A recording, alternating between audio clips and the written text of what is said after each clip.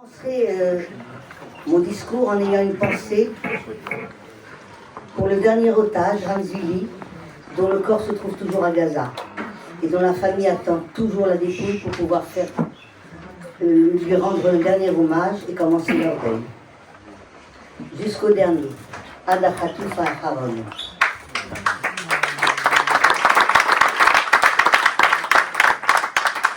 Son Éminence, Monsieur le Cardinal Aveline, il y a 2 ans, le 1er janvier 2024, j'assistais à la prière œcuménique à Notre-Dame de la Garde. Florence m'a présenté à vous et vous m'avez dit « Je dois venir vous voir à Fleg ». Nous y sommes. Monsieur le grand rabbin Chaim Korsia,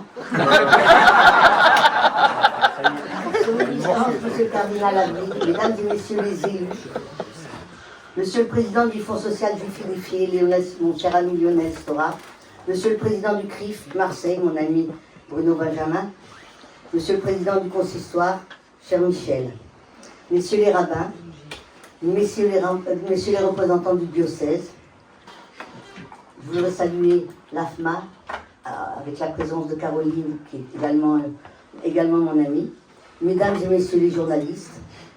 J'aimerais remercier par sa présence Patricia Kerr de Destimed et lui dire combien Michel nous manque. Combien Michel manque à Fleg. S'il avait été là aujourd'hui, et il aurait été là, il se tiendrait là-bas au fond de la salle avec son petit calepin et m'aurait dit « Élise, c'est remarquable ».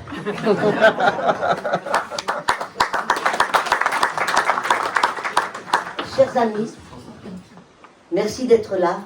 Une bonne et heureuse année 2026.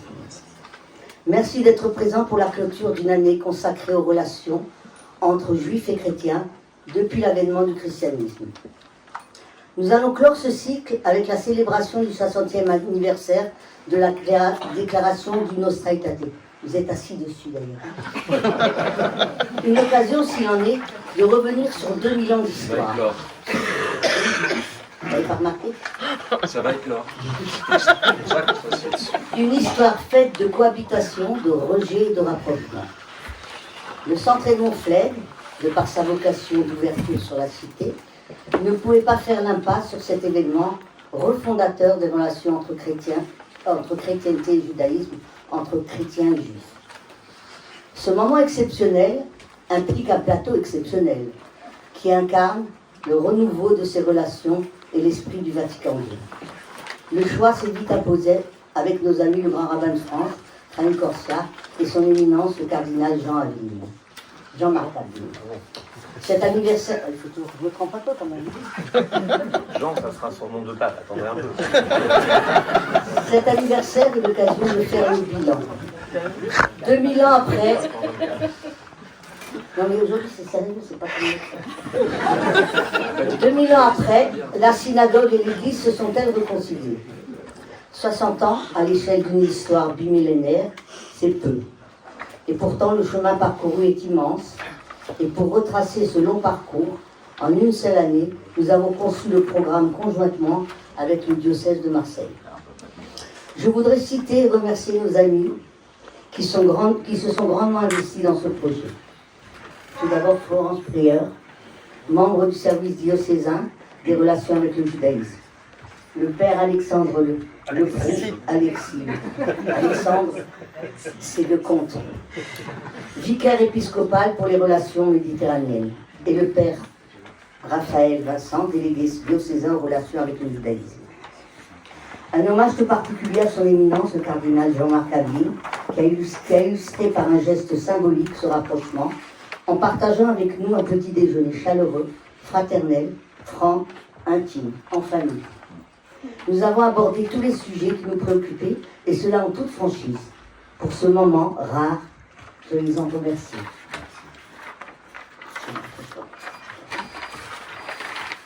Vous êtes dit, monsieur le grand rabbin Korsia, monsieur le grand rabbin de France, cher Chaim Korsia, vous êtes lié au centre Edmond Fleg depuis le 9 juin. Une soirée inoubliable qui reflète ce que nous sommes, ce que vous êtes, lié à nous par notre proximité avec Edmond Fleg, dont vous connaissez chaque étape de la vie et dont vous avez si bien parlé dans votre livre Ma vie avec Edmond Flegg.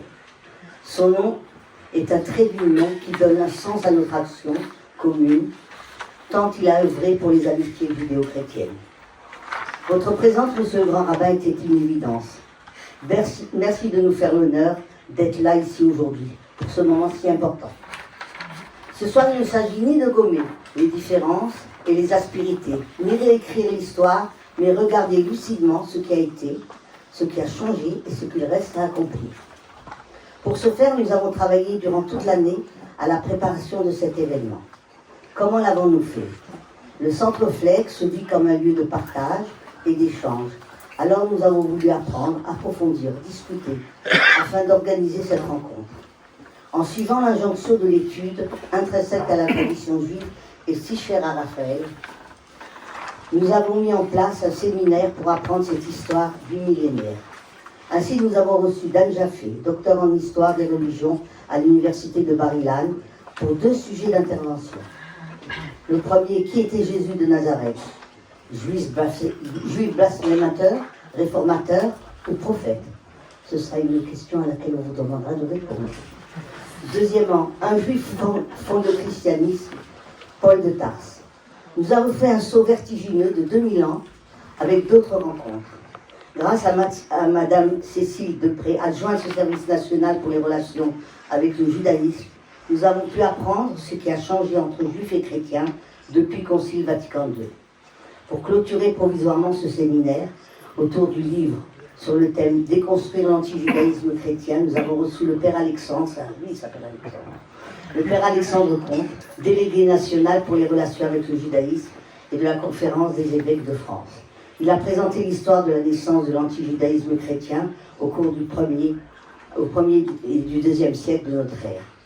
Nous avons découvert comment les discussions théologiques entre le judaïsme synagogal et le christianisme naissant ont pris une tournure polémique et comment les formulations théologiques des premiers théologiens chrétiens ont nourri ensuite une culture chrétienne du mépris. Si nous n'avons pas la prétention de combler ces 2000 ans, nos exigences communes sont de poursuivre notre collaboration. Pour comprendre toujours plus, pour savoir toujours plus, pour débattre toujours plus et transmettre toujours plus. L'endroit où nous sommes et où nous nous retrouvons aujourd'hui n'est pas religieux. Il porte le nom d'un homme, Edmond Flegg, qui croyait à la fraternité sans naïveté, sans béatitude. Il croyait à la fidélité sans renoncement. Et comment ne pas évoquer également Jules Isaac, historien juif qui, après la Shoah, blessé dans sa chair et dans son histoire, osa dire « Le problème n'est pas seulement l'antisémitisme, mais l'enseignement du mépris ». Nostra Aetate n'aurait sans doute pas vu le jour sans le combat de ces hommes-là. Un combat de vérité avant d'être un combat de dialogue. Et 60 ans plus tard, notre responsabilité est énorme. Le dialogue judéo-chrétien ne doit pas être une commémoration permanente, ni une amitié de façade. Il doit rester un lieu de vigilance, de parole libre, de fidélité exigeante à la mémoire et de respect à l'altérité. Peut-être que la synagogue et l'Église ne se sont pas réconciliées au sens où on effacerait le passé, mais elles peuvent et doivent marcher côte à côte, sans confusion, ni domination, comme 2 voix distinctes appelées à témoigner chacune à sa manière de la dignité humaine et de la responsabilité de chacune. C'est cette exigence que le Centre Edmond Flegg continuera à porter. Un dialogue qui ne renonce ni à la vérité, ni à la mémoire, ni à l'espérance. Bravo. Vous avez conçu cette rencontre à 2 voix. Je vais laisser la parole à mon ami, le père Vincent, Raphaël Vincent, qui est responsable diocésain de relations avec le judaïsme. Cher Raphaël. Merci Edwin. Monsieur le grand rabbin de France, Monsieur le cardinal archevêque de Marseille et président de la conférence des évêques de France, Mesdames, Messieurs, chers amis, le centre Edmond Flegg, comme l'a si bien exprimé Evelyne, 6 trucs, est un lieu de partage et d'échange. Je disais ça pour le grand rabbin. 6 trucs. Moi, je suis d'accord, c'est elle qui n'est pas d'accord. Il est l'un de ces lieux précieux à Marseille où l'on peut travailler, transmettre et partager la beauté de la tradition et de la culture juive. Au fil des années, ce centre a accueilli parmi ses étudiants de nombreux chrétiens. Des amitiés personnelles s'y sont tissées, et sans avoir été recherchées au départ, ces amitiés ont abouti à un dialogue officiel entre le Centre Flegg et le diocèse de Marseille. Des amitiés inattendues et belles par leur sincérité qui ont rendu possible cette rencontre avec vous cet après-midi. C'est aussi un petit clin d'œil de l'histoire, car ce sont également des amitiés concrètes et profondes qui, à l'échelle mondiale par contre, ont rendu possible ce que l'on croyait impossible. Permettre à l'Église catholique de repenser et de renouveler son rapport au peuple juif.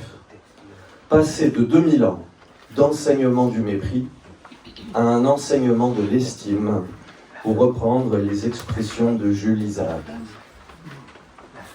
Tout ceci s'est cristallisé dans un événement incontournable.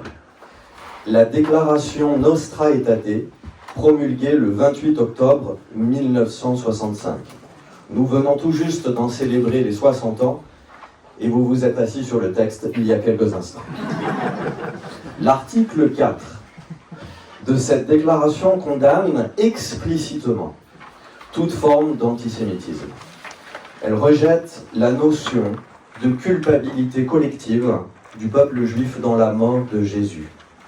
Et elle affirme la persistance de l'alliance entre Dieu et son peuple Israël. Pour ceux qui ne le savent pas, l'Église catholique a plusieurs types de textes officiels où son autorité engagée est plus ou moins grande. Il se trouve que le 28 octobre 1965, l'Église catholique a décidé d'utiliser l'outil de la plus haute autorité, un concile.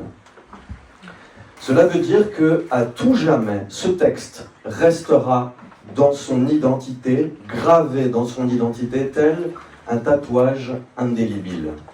C'est trop tard pour l'Église pour revenir en arrière. Avec le temps, nous nous apercevons que les formulations auraient pu être meilleures. Mais la révolution copernicienne a bel et bien eu lieu. Beaucoup pensent, spontanément, qu'il s'agissait d'une déclaration essentiellement politique et diplomatique. En fait, sans s'apercevoir que pour les chrétiens, cette déclaration, elle est d'abord théologique.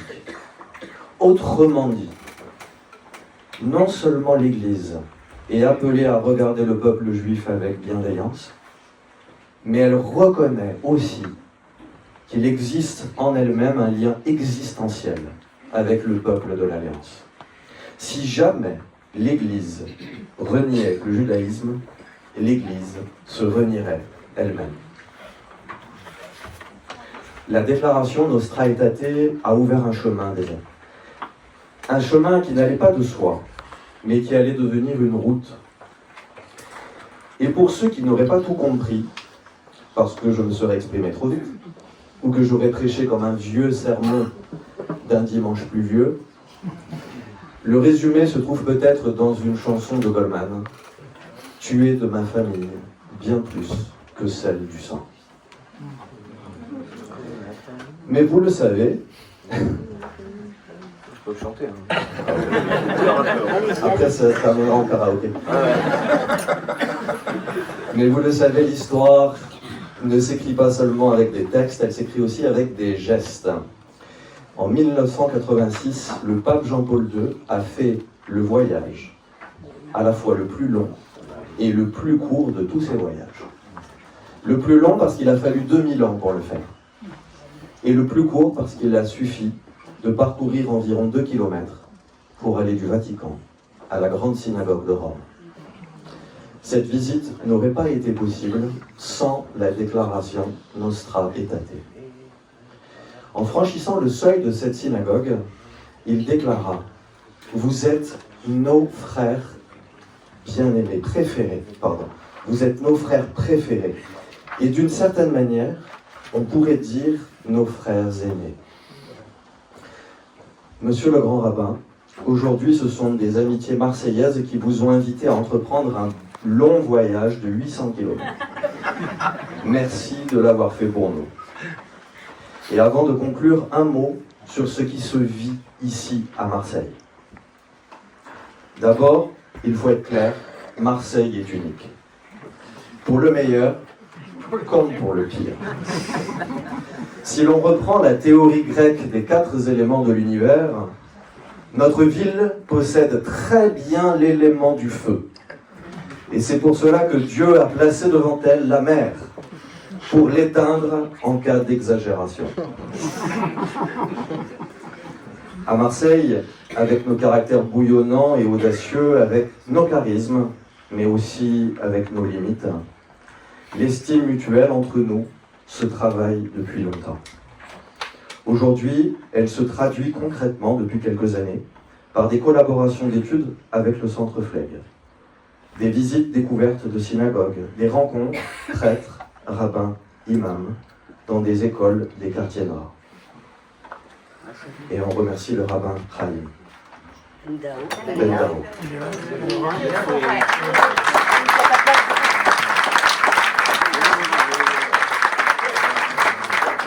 La place est devant. Viens avec Joseph si tu veux. En interne de l'église de Marseille, il y a des initiations à l'hébreu, des ateliers de calligraphie hébraïque. Et en novembre dernier, notre institut universitaire a organisé un colloque sur le thème du mystère théologique d'Israël. Et nous sommes impatients à l'idée de relancer les pèlerinages en Israël et d'organiser un voyage judéo-chrétien à Rome. Notre fougue marseillaise a été repérée par le pape François, qui a souhaité nous visiter le 23 septembre 2023. Ce fut un temps fort de rencontres et d'appel à la paix face à la mer Méditerranée, réunissant les responsables religieux. Une goutte d'eau dans l'océan, me diriez-vous, et vous auriez raison. Mais si cette goutte d'eau n'existait pas, elle manquerait, comme disait Mère Teresa. Peu de temps après cette visite, il y a eu le drame absolu du 7 octobre, dont les cœurs de nos frères juifs saignent encore. Les déflagrations ont retenti jusque sur nos interactions judéo-chrétiennes. Il y a eu des amitiés renforcées, des épaules offertes, mais aussi, il faut le reconnaître parfois, des éloignements. Notre présence aujourd'hui, Monsieur le Grand Rabbin de France et Monsieur le Cardinal, témoignent de cette fidélité au dialogue, non pas comme un exercice diplomatique, mais comme une exigence spirituelle et éthique. Mesdames, Messieurs, place à la rencontre, que nous soyons clairs. Nous l'avons voulu unique, nous l'avons voulu à la Marseillaise. À savoir qu'il ne s'agit pas juste d'honorer ce qui est institutionnel, mais de parler avec le feu qui nous habite. Merci à Karine Benarous et à Florence Prieur de remplir la mission de transformer cette rencontre en conversation. Bonne rencontre à tous. Et parfois de silence. Longtemps marquée par la séparation, cette relation a connu depuis le XXe siècle des évolutions majeures et nous en parlerons. Une question demeure. Peut-on parler de réconciliation? Si oui, comment la définir? Est-ce un fait accompli, un chemin fragile, un horizon à construire? La synagogue et l'église portent-elles encore des traces d'un passé qui résiste au temps? Eh bien, nous allons tenter de répondre à toutes ces questions. Florence Prieur, membre du service des relations avec le judaïsme au diocèse de Marseille, sera à mes côtés et nous animerons cette rencontre à 2 voix. Alors nous avons travaillé énormément, Florence et moi, et nous avons décidé d'inverser nos rôles.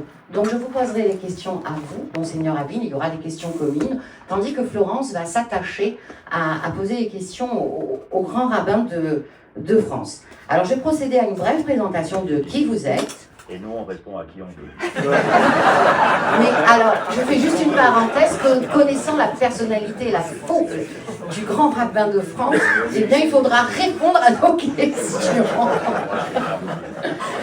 Alors, éminent, je vais donc procéder à une brève présentation de vous et Florence Prieur fera de même avec vous, monsieur le grand rabbin. Vous êtes né en 1958, on se calme, à Sidi Bel Abbès en Algérie. Voilà. Vous avez été ordonné prêtre en 1984 à Marseille, docteur et professeur en théologie, membre du dicastère pour le dialogue interreligieux. Vous avez fondé et dirigé l'Institut de sciences et théologie des religions de Marseille, puis l'Institut catholique de la Méditerranée. Le pape François vous a nommé archevêque de Marseille en 2019, vous a créé cardinal. Je ne savais pas qu'on le disait créé. C'est beau. Vous avez créé cardinal. Vous pouvez le redire. Vous avez créé cardinal en 2022 et a accepté votre invitation à venir à Marseille, et le père Raphaël Vincent en a parlé, en 2023, dans le cadre des rencontres des Méditerranéennes. Et comme si tout ceci n'était pas assez, eh bien depuis le 1er juillet 2025, vous présidez aussi la conférence des évêques de France. Alors soyez les bienvenus tous les deux. Florent, je te cède la parole pour présenter le grand rabbin de France. Le micro, il est là. Nous, en se partageant, et vous vous partagez. Bon. Alors, à une Corsia, je mets le droit de dire que vous êtes caviateur. Voilà. Mais vous êtes aussi l'actuel grand rabbin de France, élu en 2014, réélu en 2021 pour 7 ans. Vous êtes l'ancien aumônier en chef du culte israélite des armées. Et vous êtes l'aumônier de l'école polytechnique depuis 2005. Florence. Pardon. Docteur en histoire et en sciences de gestion, vous êtes membre de l'Institut de France. Voilà. Bon, ben alors on va entamer. Alors on va vous expliquer un petit peu comment cette rencontre va se passer. Ouais, une seconde. Alors, question, c'est mignon. Moi, je veux qu'on commence par un cas concret. Non, Un jour, non. le cardinal Amine m'a raconté la plus belle histoire, celle qui montre le chemin qui a été fait et le chemin qui reste à faire entre nous. Éminence, voulez-vous raconter votre fameuse histoire que j'aime tant sur la Corse? Alors, Éminence, 5 minutes, juste avant de raconter votre... Non, non, si vous n'allez pas gagner, monsieur le rabbin. Non, vous ne gagnez pas avec moi. Vous ne gagnerez pas. Alors, juste pour vous expliquer, donc, le monsieur Éminence va raconter cette histoire, mais juste pour vous... Mais si je veux. Voilà, je pense que vous allez vous vouloir. Techniquement, donc, nous allons procéder à ces questions. À la suite de ça, vous pourrez poser des questions au... Ne vous moquez pas de moi, monsieur le rabbin, je vais finir par mal le prendre. Donc, et vous pourrez poser vos questions au cardinal ainsi qu'au grand rabbin de France, lui, s'il est gentil. Cardinal, c'est à vous. Moi, pourquoi? Répondre à la question de monsieur qui prend notre place. Non, ben c'est une histoire que je voulais vous raconter tout à l'heure, quand on aurait déjà avancé, mais nous allons prendre un peu d'avance pour que vous... C'est une histoire, j'avais raconté ça parce que c'était des questions pareilles, c'est-à-dire voilà, il y a Nostra Aetate, mais est-ce que Nostra Aetate est bien reçu dans l'Église, est-ce que ça y est, ça a pénétré partout, et tout ça, c'est vrai que c'est un moment, c'est une borne miliaire dans l'histoire des relations entre juifs et chrétiens, tout ça. Et alors je racontais qu'une fois j'étais en Corse pour présenter justement les relations entre juifs et chrétiens, comment ça avait évolué, ce qu'on va faire tout à l'heure, quoi. Mais voilà, depuis Nostra Aetate en particulier. Alors je raconte la conférence de Seelisberg, les 10 points de Seelisberg, et puis ce qu'il faut, voilà, le point d'attention pour éviter que la prédication chrétienne ne dérive vers l'antisémitisme et tout ça et tout ça. Et puis je dis, voilà, les 10 points de Seelisberg, c'est des trucs très simples, c'est voilà, rappeler que Jésus était juif, rappeler que les apôtres étaient tous des juifs, rappeler des choses essentielles comme ça, et puis éviter d'employer des mots comme déicide, comme maudit pour parler du peuple juif. Enfin, vraiment 10 points très très simples. Très bien, je termine la conférence, et puis viennent les questions. Et bon, il y en a quelques-unes, et puis au bout d'un moment, il y a une dame un peu âgée dans la salle, comme ça, qui lève la main, et qui pose la question suivante. Elle me dit, bon, mon père, j'ai compris, mon père, j'ai compris, Jésus était juif, et... Non, j'ai bien compris, tous les apôtres aussi sont juifs, j'ai bien compris, mon père, mais mon père, pas la Madone quand même.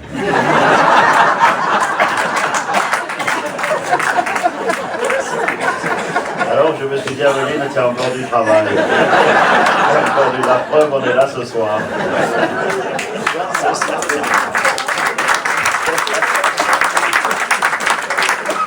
Grand Rabbin, vous voulez ajouter quelque chose? Non. Pas peur de moi, quand même. Alors nous allons commencer par 2 questions d'ordre général, on va dire c'est une mise en bouche, et ensuite on rentrera dans le vif du sujet. Là, pour la première question, elle s'adresse à vous deux, puisque vous êtes 2 personnalités connues pour défendre le dialogue interreligieux. Est-ce que c'est un chemin qui s'est imposé à vous, alors tout simplement un choix assumé? Qui veut répondre en premier? Allez-y. Je pense pas que c'est un choix, c'est une évidence. Et moi, je ne dis pas que c'est uniquement le résultat de la modernité, c'est une évidence en comprenant la Bible. Je ne peux pas faire autrement que ce que Dieu attend de moi et de tous les humains, les hommes, les femmes qui, dans l'histoire, ont toujours été capables de parler avec d'autres. Je ne peux pas considérer qu'il y a un message biblique qui dit qu'il faut parler avec l'autre, celui qui est différent de toi, et dire que maintenant, je vais m'enfermer dans ce que je crois être mon monde. Mais j'ai une mauvaise nouvelle, dès que vous vous enfermez dans un monde, à l'intérieur du monde, vous recréez de nouvelles ruptures. Dans le discours formidable de Evelyne, en ouverture de ses travaux, elle a dit une phrase, une seule, avec laquelle je n'étais pas complètement d'accord, même pas du tout d'accord. C'est à la fin. Elle a dit, je vais piquer son texte pour être certain de la citer mot à mot. Qu'est-ce que j'ai fait de vous donner? Non, rien du tout. Peut-être, elle a dit, peut-être que la synagogue et l'église ne sont pas réconciliées au sens où l'on effacerait le passé. Mais jamais on se réconcilie en effaçant le passé. Jamais. On construit avec les failles. Et j'ai une histoire qui m'a marqué parce que je la trouve très jolie, c'est le grand rabbin Citruc, effectivement, qui me l'avait raconté un jour, et j'aime bien la citer en son nom, je respecte toujours les droits d'auteur. Il m'a raconté que c'était quelqu'un qui, un rabbin qui étudiait, et au moment où il étudiait, quelqu'un lui avait emprunté de l'argent.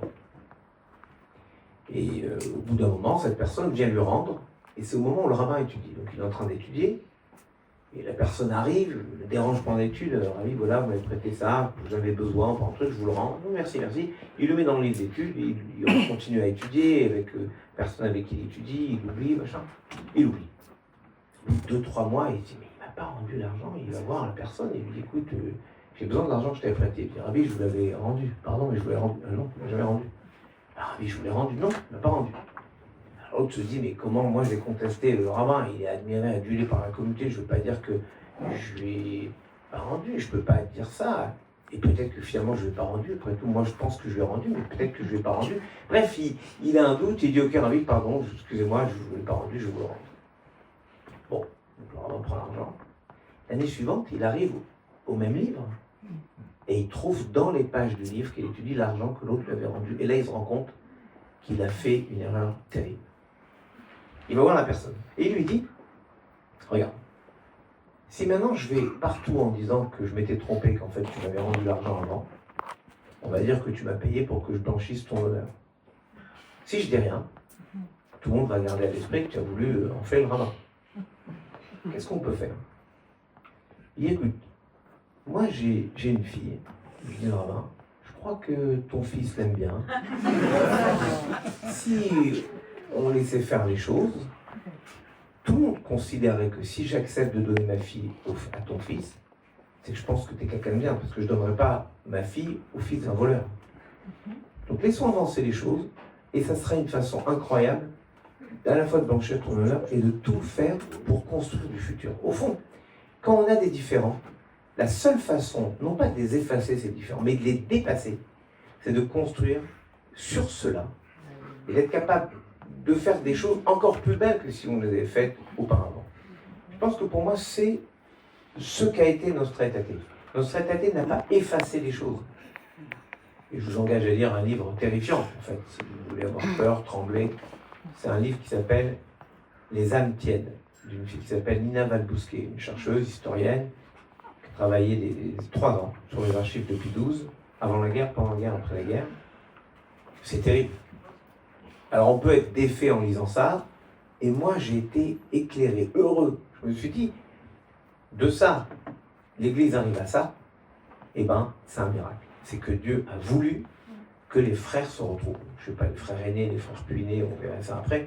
Mais en tout cas, Dieu a voulu que nous construisions ensemble quelque chose pour la société. Et ce que nous construisons n'efface pas ce qu'il y a eu, mais dit voilà, si malgré tout ce qu'il y a pu avoir, on est capable de construire, alors il y a de l'espérance dans le monde. Voilà comment je vois les choses. Éminence, à vous de répondre. Tenez, Ton micro, là. Non, c'est que maintenant j'ai oublié la question. Alors je vous la répète.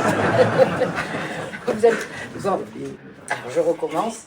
Ce que je disais, c'est que vous êtes tenus tous deux pour défendre le dialogue interreligieux, alors que c'est un chemin qui s'est imposé, un choix assumé.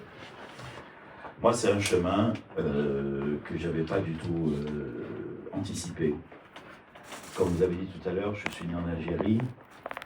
On vivait là-bas, ma famille était plutôt des ouvriers, on vivait simplement, on connaissait beaucoup plus les gens juifs, musulmans, qui étaient de notre milieu, avec qui on habitait, avec qui on travaillait, que ceux qu'on appelle les colons, qu'on ne connaissait pas, c'était une autre classe sociale. Et on vivait ça, et on a d'ailleurs gardé la mémoire de cette convivialité heureuse que beaucoup veulent déraciner de la mémoire pour justifier quelques comportements, encore aujourd'hui. Et donc moi j'ai grandi comme ça, et puis après j'ai été professeur au séminaire, j'enseignais la théologie. Puis le séminaire de Marseille a fermé, et mon évêque à ce moment-là m'a dit il faut faire quelque chose pour qu'il y ait un centre de formation théologique à Marseille. Et il m'a dit réfléchis, est-ce qu'on peut faire? Alors, moi, je n'avais pas beaucoup d'éléments, et je lui dis simplement, à Marseille est marqué justement par cette grande pluralité, les communautés musulmanes, juives, bouddhistes et tout ça. Si vous voulez faire quelque chose d'original, et personne ne le contestera parce que c'est Marseille, eh bien, faites un institut théologique qui travaille sur les questions que pose à la foi chrétienne la pluralité des religions. Voilà. Mais j'ai dit ça parce qu'il me demandait un rapport pour donner des idées. Moi-même, ce n'était pas des choses qui m'intéressaient. Mais il me dit, il parlait comme ça parce qu'il était de Haute-Savoie, il me dit, c'est bien, c'est bien et c'est une bonne idée, et tu vas le faire toi. Je connais rien, moi je connais rien. Et c'est comme ça que j'avais déjà appris que c'était judicieux de lui faire confiance. Et donc je m'y suis mis. Je me suis entouré de gens qui étaient déjà compétents, et en particulier, d'ailleurs, je voudrais évoquer sa mémoire ici, le père Gérard Grange, qui a été vraiment un ami de la communauté juive. Et voilà. Et puis Roger Michel, qui connaissait bien aussi l'islam. Et puis Denise Girac, qui connaissait bien. Je me suis entouré de gens compétents. Et c'est comme ça que je suis entré dans cette question. Voilà. Et alors, d'une expérience existentielle de mon enfance en Algérie, c'est devenu une question académique. Et quand j'ai été nommé archevêque de Marseille, comme vous l'avez rappelé tout à l'heure, c'est devenu plus qu'une question académique. C'est devenu une question pastorale et une responsabilité historique par rapport à la société dans laquelle nous sommes. Et donc voilà un peu l'histoire pour moi de mon entrée dans la réflexion sur le dialogue. Et si j'avais un mot, le dialogue pour moi c'est d'abord une attitude spirituelle. Après tout le reste, ça va avec. D'abord c'est une attitude spirituelle. Voilà. Merci Florence.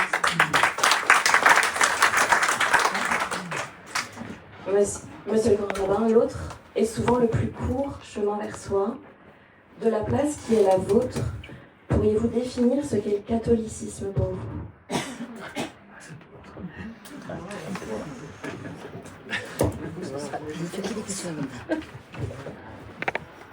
C'est un spin-off. Un spin-off, c'est-à-dire c'est une branche sortira du rameau de Jessé, voilà. Un spin-off, c'est-à-dire c'est une façon juive. C'est ça ce que dit notre traité. C'est une façon juive de vivre le monde avec un côté universel. Au fond, dans le cheminement du monde qui est Adam, la rupture du déluge, Noé qui reçoit les 7 lois noachides, des règles pour toute l'humanité. Puis Moïse qui donne la Torah, Dieu donne la Torah à Moïse sur le mont Sinaï et Moïse la transmet aux Hébreux. Il y a une façon de garder les règles de la Torah et de revenir à l'essentiel qui est, selon les rabbins, dans le Talmud. Tu aimeras ton prochain comme toi-même. Et cette règle ramène aux 7 lois de Noé et le christianisme, j'englobe, vous avez parlé de catholicisme, mais globalement le christianisme, c'est cette façon de revenir à ce qui est essentiel et de l'universaliser. Alors que le judaïsme, c'est pour le peuple juif, on n'a jamais voulu que le monde entier respecte les 613 commandements, jamais. On n'a jamais érigé le prosélytisme comme un plan pour nous. En revanche, pour parler au monde, ce que nous ne savions pas faire, parce que nous ne voulions pas parler au monde, il fallait témoigner de ce message que Dieu nous donnait. Pour le diffuser, il n'y a pas eu de meilleur outil que le christianisme. Éminence, maintenant je vais me retourner vers vous. Ça va être la même question mais à l'inverse. C'est quoi votre vision du judaïsme? Spinning de la maison mère. Spinning. C'est spinning. Non, c'est excellent. Ça.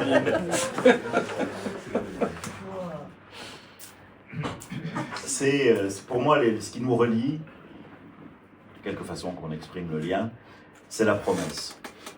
C'est la promesse de Dieu à Abraham. Voilà, c'est ça le point. Et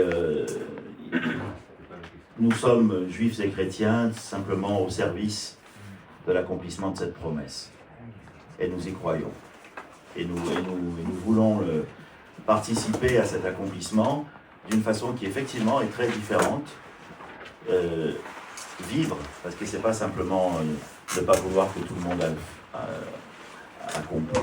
observe les 613 préceptes, mais c'est vivre les 613 préceptes. Et les vivre justement à cause de la promesse. Et puis il y a dans le christianisme, en plus ou en outre, le commandement de la mission. Mais les deux, l'observance des préceptes à cause de la promesse et l'invitation à la mission à cause de la promesse, les deux dépendent de la promesse. Et la grande révolution théologique pour moi de Nostra Aetate, l'une des grandes révolutions théologiques de Nostra Aetate, c'est de comprendre que la mission, c'est la missio Dei, c'est la mission de Dieu. Et que nous ne sommes pas trop de deux, comme dirait la chanson, pour pouvoir honorer cette promesse et aider à son accomplissement d'une façon différente, complémentaire, et dont on n'avait pas perçu, du moins pour les chrétiens, dont on n'avait pas perçu à quel point le reconnaître nous obligeait à changer notre ecclésiologie. Voilà ce qui s'est passé au Concile Vatican II. Voilà ce qui s'est passé, grâce à la rencontre, entre autres, mais elle a été déterminante, entre Jules Isaac et Jean XXIII, le 19 juin 1960. Voilà ce qui s'est passé. Allez-y, je vous en prie. Ça, c'est formidable. Différent et complémentaire. Et ça, c'est le secret de la réussite, du projet, de mon point de vue, projet divin. Parce que souvent, les gens se disent, mais c'est normal, la modernité fait que maintenant on est ouvert, on parle à tout le monde, etc. Mais non, moi je reste absolument convaincu que c'est le projet initial divin de faire en sorte que, quand Dieu promet à Abraham au chapitre 12 de la Genèse, Venivrechu becha kol mishpechot Adama, et seront bénis par toi toutes les familles de la terre, c'est nous tous et nous toutes. Parce que si vous prenez la chaîne de transmission, Abraham, qui est notre ancêtre à tous, Abraham, il a 2 enfants. Si on dit Isaac, c'est le mainstream, appelons ça comme ça. Ishmaël, c'est l'islam. Isaac a 2 fils, Jacob et Ésaü. Si Jacob, c'est le peuple juif, sur les tribus ensuite, Ésaü, c'est Édom. Édom, c'est Rome. C'est ce monde ancré dans une histoire qui garde la généalogie de Isaac et Abraham, mais qui ne vit pas la suite et le don de la Torah. Donc, même si on se dit, bon, est-ce qu'on doit céder aux pulsions de la modernité qui dit qu'il faut être ouvert, sympa, etc. Oublier cela, c'est oublier par exemple que Ésaü, dont je vous ai parlé comme étant le symbole d'une autre façon de vivre l'héritage d'Abraham, Isaac et Jacob, Abraham, Isaac, et Jacob en parlait. Ésaü, il est enterré où? Sa tête est enterrée dans le même caveau que Jacob. C'est-à-dire que oui, la spiritualité de Ésaü, elle a sa place dans l'histoire Abraham, Isaac et Jacob. Et moi, je trouve que c'est ça, la chose la plus incroyable. C'est pas uniquement, et j'ai toujours été touché que l'Église catholique là, fait ce chemin, qui a poussé les autres cultes chrétiens d'ailleurs à faire le même type de cheminement. L'Église catholique avec Nostra Aetate est dit, voilà, ce 4e paragraphe de Nostra Aetate, en scrutant le mystère de l'Église, en cherchant qui nous sommes, dirait l'Église. On arrive au patriarche. Donc, on arrive à l'histoire du judaïsme. Mais nous aussi, le judaïsme, on sait, on doit savoir que nous avons une part de mission commune, et on le voit bien dans le monde aujourd'hui, par exemple sur la question de la fin de vie, le président de la République, on peut dire ça, le président de la République nous a demandé, et j'ai l'impression qu'il nous a demandé surtout à nous deux, parce que je crois que d'autres sont moins investis. En tout cas, il nous a demandé de prendre part au débat sur les questions de fin de vie. Comme si, de notre capacité à penser le monde, pas uniquement les juifs, pas uniquement les catholiques, le monde, la société, dépendait aussi de la capacité de la société d'intégrer les différences et les différents points de vue. Comment trouver un chemin de crête entre des visions différentes, ce que disait le cardinal de Ligne, différents mais complémentaires. Et des deux côtés. Je n'accepte pas qu'on dise il n'y a que les chrétiens, les catholiques en particulier, mais les chrétiens qui doivent apprendre ce qu'a été le judaïsme.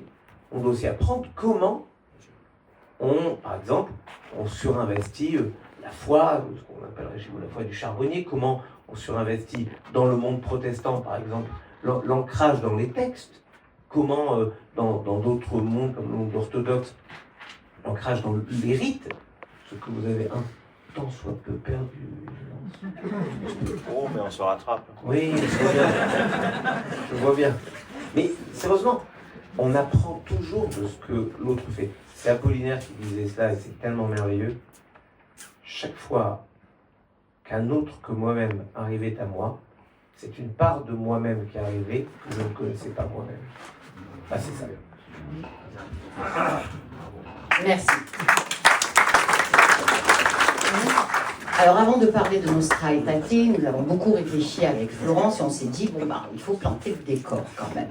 Et comment planter le décor? Bien, on va s'arrêter pour une ou deux questions sur la Seconde Guerre mondiale et l'attitude de l'Église. Parce qu'on a dit qu'on parlait sans tabou aujourd'hui.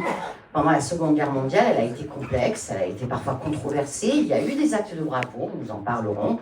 Mais on a aussi parlé du silence de l'Église. Et moi, j'aurais aimé que vous vous exprimiez sur ça, Éminence. Silencieusement.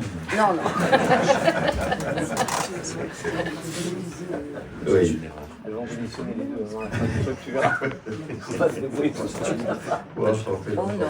est repris. Non, vous avez raison de poser la question. Effectivement, pendant le déroulement de la Seconde Guerre mondiale, il a fallu du temps pour réagir. Pas que les chrétiens d'ailleurs, la société dans son ensemble. Mais si je regarde à Marseille l'évêque de l'époque, Monseigneur Delay, comme la plupart des évêques de France à ce moment-là, il a été farouchement pétainiste. Et le maréchal Pétain a été accueilli à Marseille en grande pompe, comme il l'a été dans la majeure partie des villes en France. Et alors on ne peut pas nier cet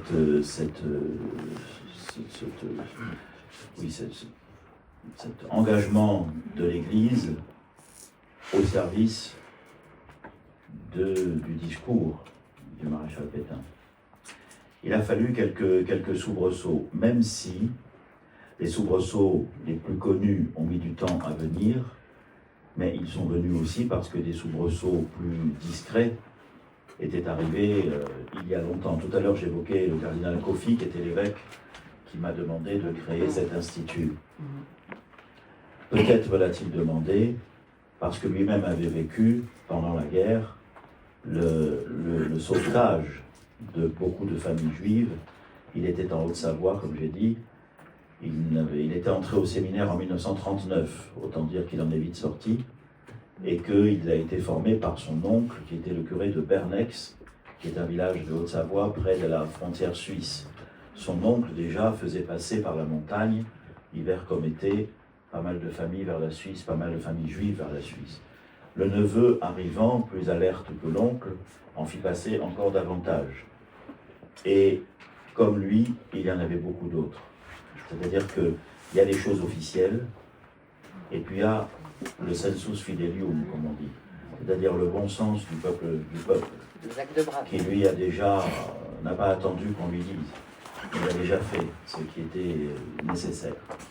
Alors ensuite, la réaction, elle est venue au moment du statut pour les Juifs, et elle est venue surtout du cardinal Saliège, avec un texte dont on se souvient, qui était très fort, très important. Puis d'autres avec lui, après lui. Ici aussi, Delay a fait aussi une déclaration en ce sens. Il a aussi, lui, avec le grand rabbin de l'époque, ici, Stanner, condamné, il y avait une certaine amitié au moment de l'attentat contre la synagogue de la rue Breteuil. Mais c'est venu après. Et il a quand même aussi, lui, il s'est engagé, ça lui a valu, il faut bien voir aussi, ça lui a valu un certain nombre ensuite de contestations. Il a caché dans le jardin de la résidence épiscopale le trésor de la synagogue, ou au moins une partie. Donc il y a eu des gestes. Mais le silence dont vous voulez parler est sans doute celui de Pie XII.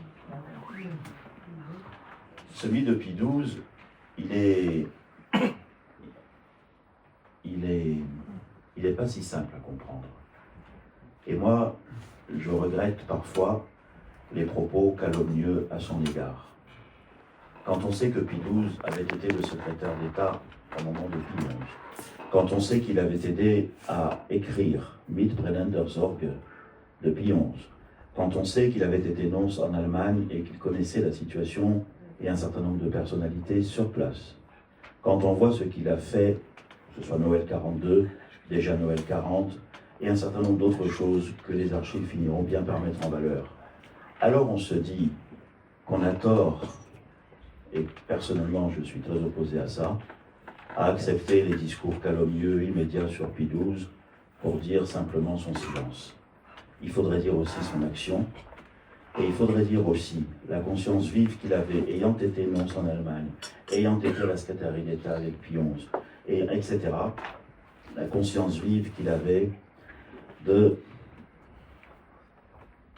risque que quelques prises de position pas suffisamment maîtrisées n'engagent plus de dégâts que de bienfaits.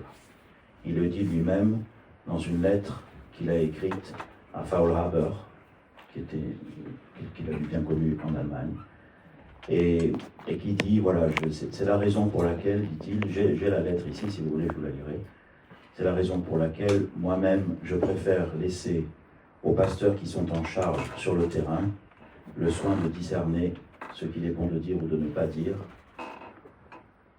pour éviter que ce que moi je pourrais dire.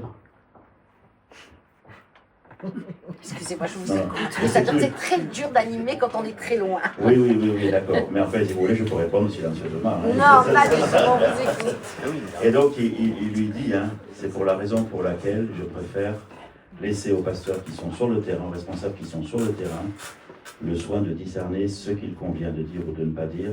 Et moi, je sais, il avait donné quelques exemples de quelques paroles que j'ai dites et qui ont fait plus de mal que de bien.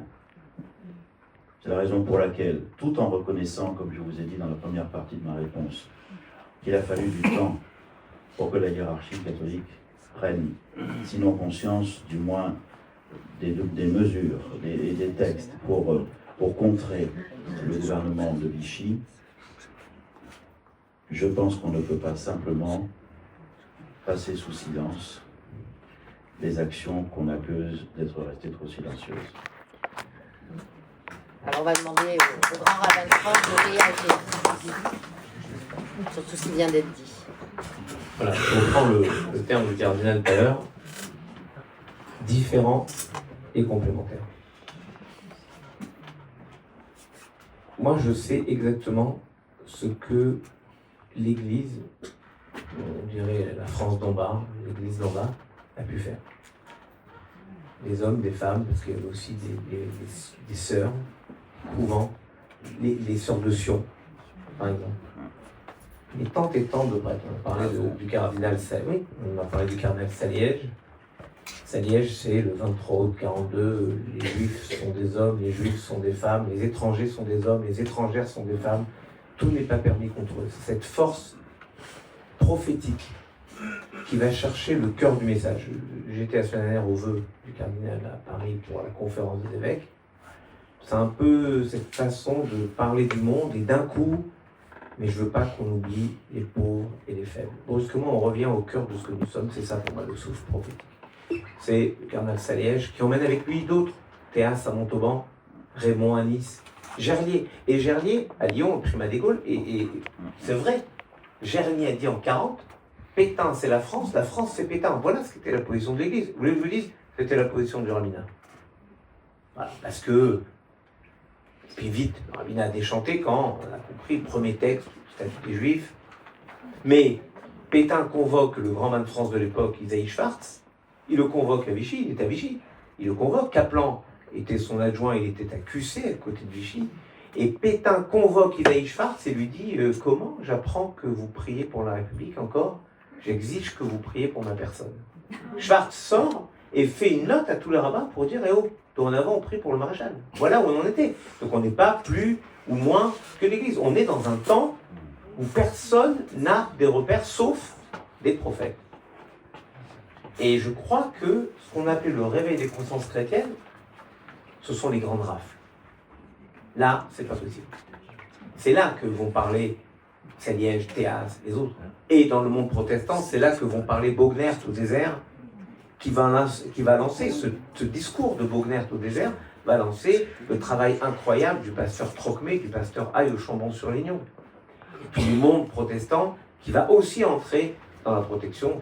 Et au fond, les braves Français, les braves Françaises qui, du fin fond d'un château ou du fin fond d'une ferme perdue au fond du Larzac ou du Cantal ou de la Creuse ou de la Corrèze, vont dire, comme l'a dit un ancien président, je ne vous dis pas lequel, il avait dit un jour, nous on ne savait pas ce que c'était les Juifs, mais on savait qu'ils étaient poursuivis par les Allemands, on les aidait. Voilà. Je ne vous dis pas qui était ce président, mais c'est une réalité. Il se disait, est-ce qu'on est français si on ne tend pas la main à ceux que nos ennemis poursuivent ? Non. Et on a eu quelque chose dont il faut toujours garder la mémoire lumineuse à l'esprit. 3/4 des Juifs de France ont été sauvés par ces braves gens ou par les éminences de l'Église. 3/4. C'est pas le cas par exemple en Hollande. En Hollande, il y a 105 000 Juifs à peu près. 75% ont été déportés. Exactement les proportions inverses. Parce qu'il y a eu moins de Justes. Parce que c'était un système, c'était, voilà, pris, emmené, point. J'aurais dit pas Ashkenaz, c'est ridicule d'avoir dit ça, ça qui a des attitudes aussi majeures, mais par exemple, dans une communauté séfarade, et là j'ai aucun humour là-dessus, à Salonique par exemple, c'est 95% qui ont été déportés. Donc, vous voyez, ça c'est une réflexion. Maintenant, je veux juste répondre au cardinal sur... Donc, et ça a été déterminant cette aide, et je dirais presque cette possibilité offerte aux Français qui avaient une tendresse, ouais, je dis même pas qu'ils étaient engagés dans la foi catholique, mais qui avaient une tendresse pour le catholicisme, de dire nos grands prélats nous disent qu'on peut, alors on fait. Je me rappellerai toujours Georges Loinger, à son âme, qui était un des acteurs majeurs du réseau Garel. Georges Loinger me raconte, avec sa petite voix incroyable, je l'ai connu, je l'ai enterré à 108 ans et demi. À cet âge-là, les demi, ça compte. Il me disait, il va voir le maire d'Annemasse pour lui dire, bon, il faut... Voilà, il y a un truc, il soit disant dans la Croix-Rouge, mais l'autre, il a très bien compris avec qui il parle. Et il lui dit, voilà, je veux passer les enfants parce qu'il faut m'aider. Et il me raconte, Loinger, le maire d'Annemasse se tourne vers le portrait de Pétain et il lui dit, maréchal, on fait des choses en votre nom que vous n'accepteriez pas si vous les saviez, vous les connaissiez. Moi, je vais réparer ça. Voilà. Forme de fidélité à l'infidélité, oui, c'est incroyable. Pie XII, je vais vous dire très simplement ce que j'en pense. Il faut lire les archives. Les archives ne mentent pas. Et il y a un biais majeur, c'est que nous sommes post-Nostra Aetate. Et on n'arrive pas à imaginer ce qu'était l'État ante-Nostra Aetate. On ne sait pas, on ne peut pas l'imaginer. Même nos plus vieux curés ont été formés après Nostra Aetate. Donc on n'a pas cette notion de rejet. Je ne vais pas vous raconter tout le livre de Nina Valbousquet parce que c'est terrible. Donc 3 ans dans les archives de Pie XII, elle a passé. Elle appelait son livre « Les âmes tièdes » en reprenant une phrase de Camus qui dit « Nous avons eu des âmes tièdes là où nous aurions rêvé de cœurs brûlants. » Donc elle explique plusieurs choses. Oui, l'Église et Pie XII ont sauvé des Juifs. Oui. Mais ce n'est pas des Juifs qu'ils ont sauvés. Alors maintenant on dit c'est des Juifs qu'ils ont sauvés. Effectivement, c'est vrai. L'Église, dans tous les documents, sauve, écoutez la finesse sémantique, on dirait presque, soit des rabbins, soit des jésuites, ils sauvent des catholiques non-ariens. Alors qu'est-ce qu'un catholique non-arien? C'est un juif converti. Et c'est vrai que l'Église va se bagarrer, notamment en Croatie, pour essayer de sauver, en France, pour essayer de sauver des gens que les nazis considéraient comme juifs, mais que l'Église, par le baptême, et pas par le baptême fictif pour sauver des gens, je parle le baptême, des gens qui étaient baptisés, que l'Église considérait comme catholique. Donc ils inventent une nouvelle catégorie, catholique non-arien.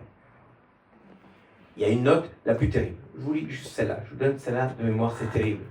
Et elle est d'autant plus terrible que je ne donne pas son auteur, mais on parle de haut niveau. Et sans oublier que le Vatican, malheureusement, ce n'est pas que le pape. Il y a une machinerie. Tu le verras un jour. Il y a une machinerie.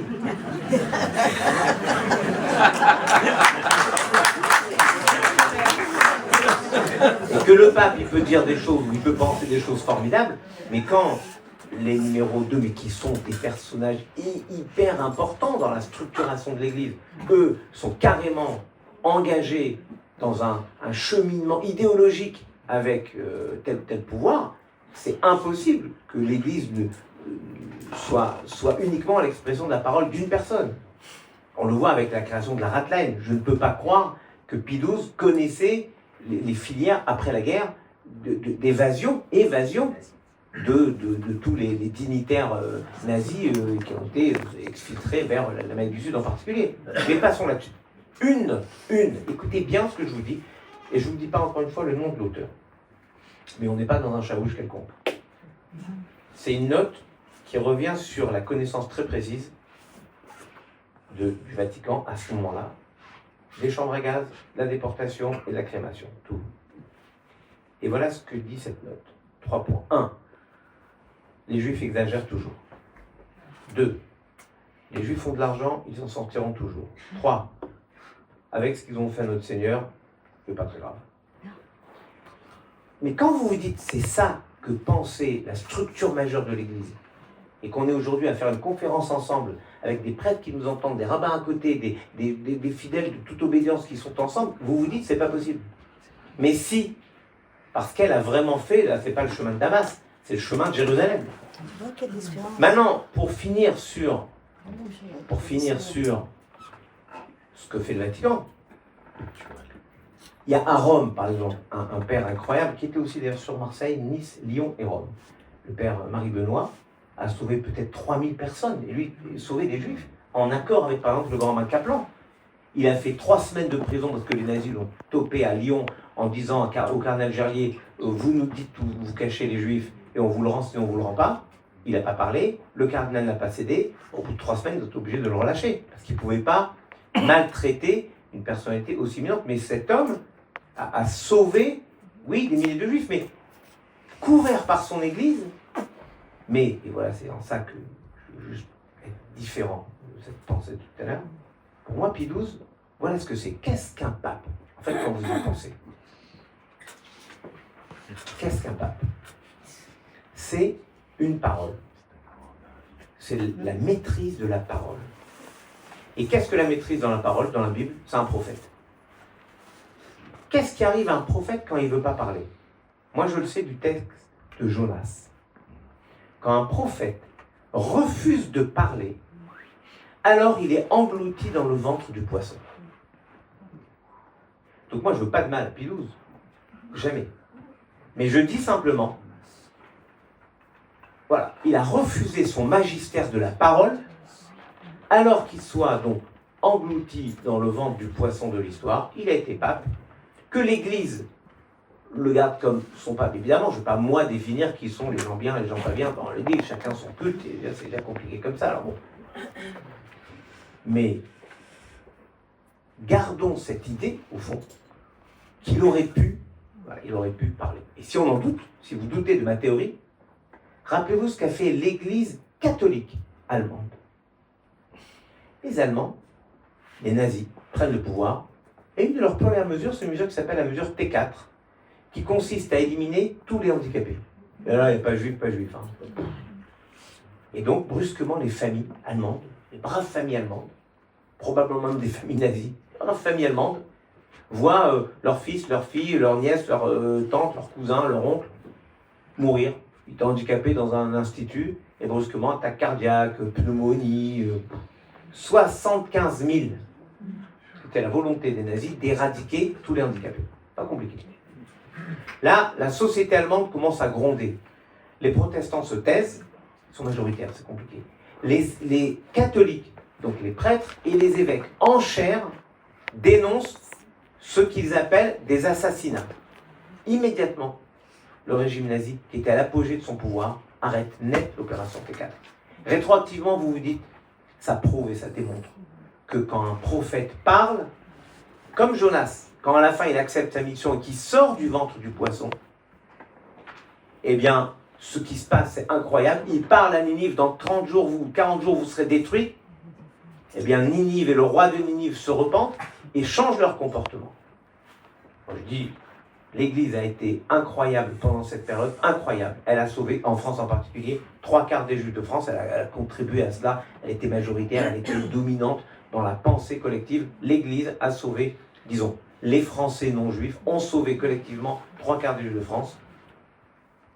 Et Pie XII peut rester dans le ventre du poisson parce qu'il a abdiqué de sa vocation du ministère de la parole.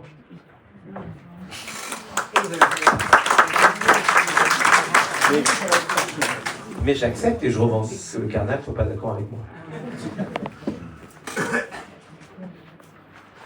Oui, non, merci beaucoup, Chaim. Et en t'écoutant, je me disais, même pour Jonas, la parole finit par être plus forte que celui qui refuse d'en parler. Il y a quelque chose de la force de la parole qui fait que, tant pis pour Jonas, mais il ressortira du poisson quand même. Mais la parole, elle n'a pas fini son travail. Et elle le fera. Et après Pie XII, c'est qui comme pape? Jean 23. C'est Jean 23. Et Jean 23, lui, il avait une autre expérience. Il avait lui-même, quand il était en Bulgarie, et puis après, surtout quand il était à Istanbul, il avait lui-même touché du doigt ce que c'était que de venir au secours de famille. Et puis là, j'évoquais tout à l'heure le 19 juin 60, sa rencontre avec Jules Isaac. Et là, il y a une force prophétique qui est que, malgré le fait qu'aucune instance consultée dans la phase préparatoire du concile, on ne parlait pas encore de conférence épiscopale, mais enfin, le monde entier avait été consulté, les évêques du monde entier, aucune instance n'avait jugé bon d'inscrire à l'agenda de l'Assemblée conciliaire une réflexion sur le lien entre l'Église et le peuple juif, alors même qu'on était seulement quelques années après la Shoah. Aucune. Et là, il faut la force d'un pape. Alors, qu'est-ce qu'un pape? Ben oui, c'est quelqu'un qui a la parole et qui peut, malgré tout le monde, dire « J'inscris ça à l'agenda. Il faudra qu'on en parle. » Et il choisit le cardinal Augustin Béat, un Allemand, jésuite, pour s'occuper de ça. Et le pauvre Béat, il va avoir toutes les tracasseries du monde.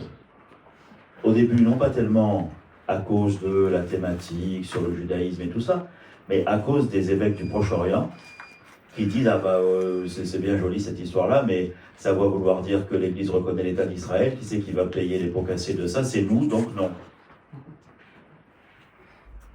Mais enfin, la force prophétique de Jean 23 finira par aboutir à Nostra Aetate. Mais c'est venu comme ça, c'est venu d'un type seul par rapport à tout le reste. Mais la parole finit par arriver. C'est pour ça aussi que je me dis, en revenant à des choses qu'on disait au tout début, on n'est pas trop de deux pour aider la parole à accomplir son œuvre.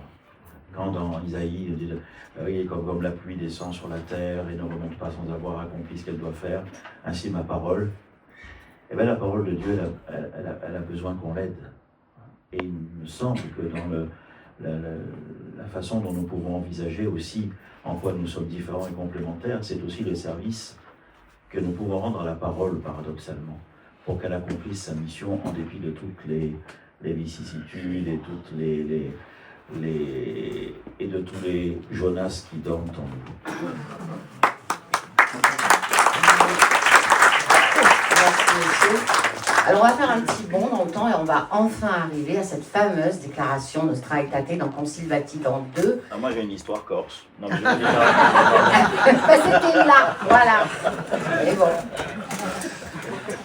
Ça a profondément transformé les relations entre l'Église et la synagogue en mettant fin à l'accusation millénaire des Juifs en tant que peuple déicide. Alors, racontez-nous ce qu'est Nostra Aetate, ce que représente, qu'est-ce qu'il y a d'écrit. Parce qu'on entend souvent parler de Nostra Aetate, mais est-ce qu'on connaît réellement Nostra Aetate?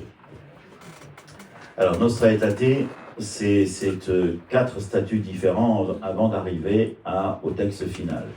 J'ai dit, c'est Jean 23 qui donne l'impulsion, parce qu'il veut qu'on aborde cette question.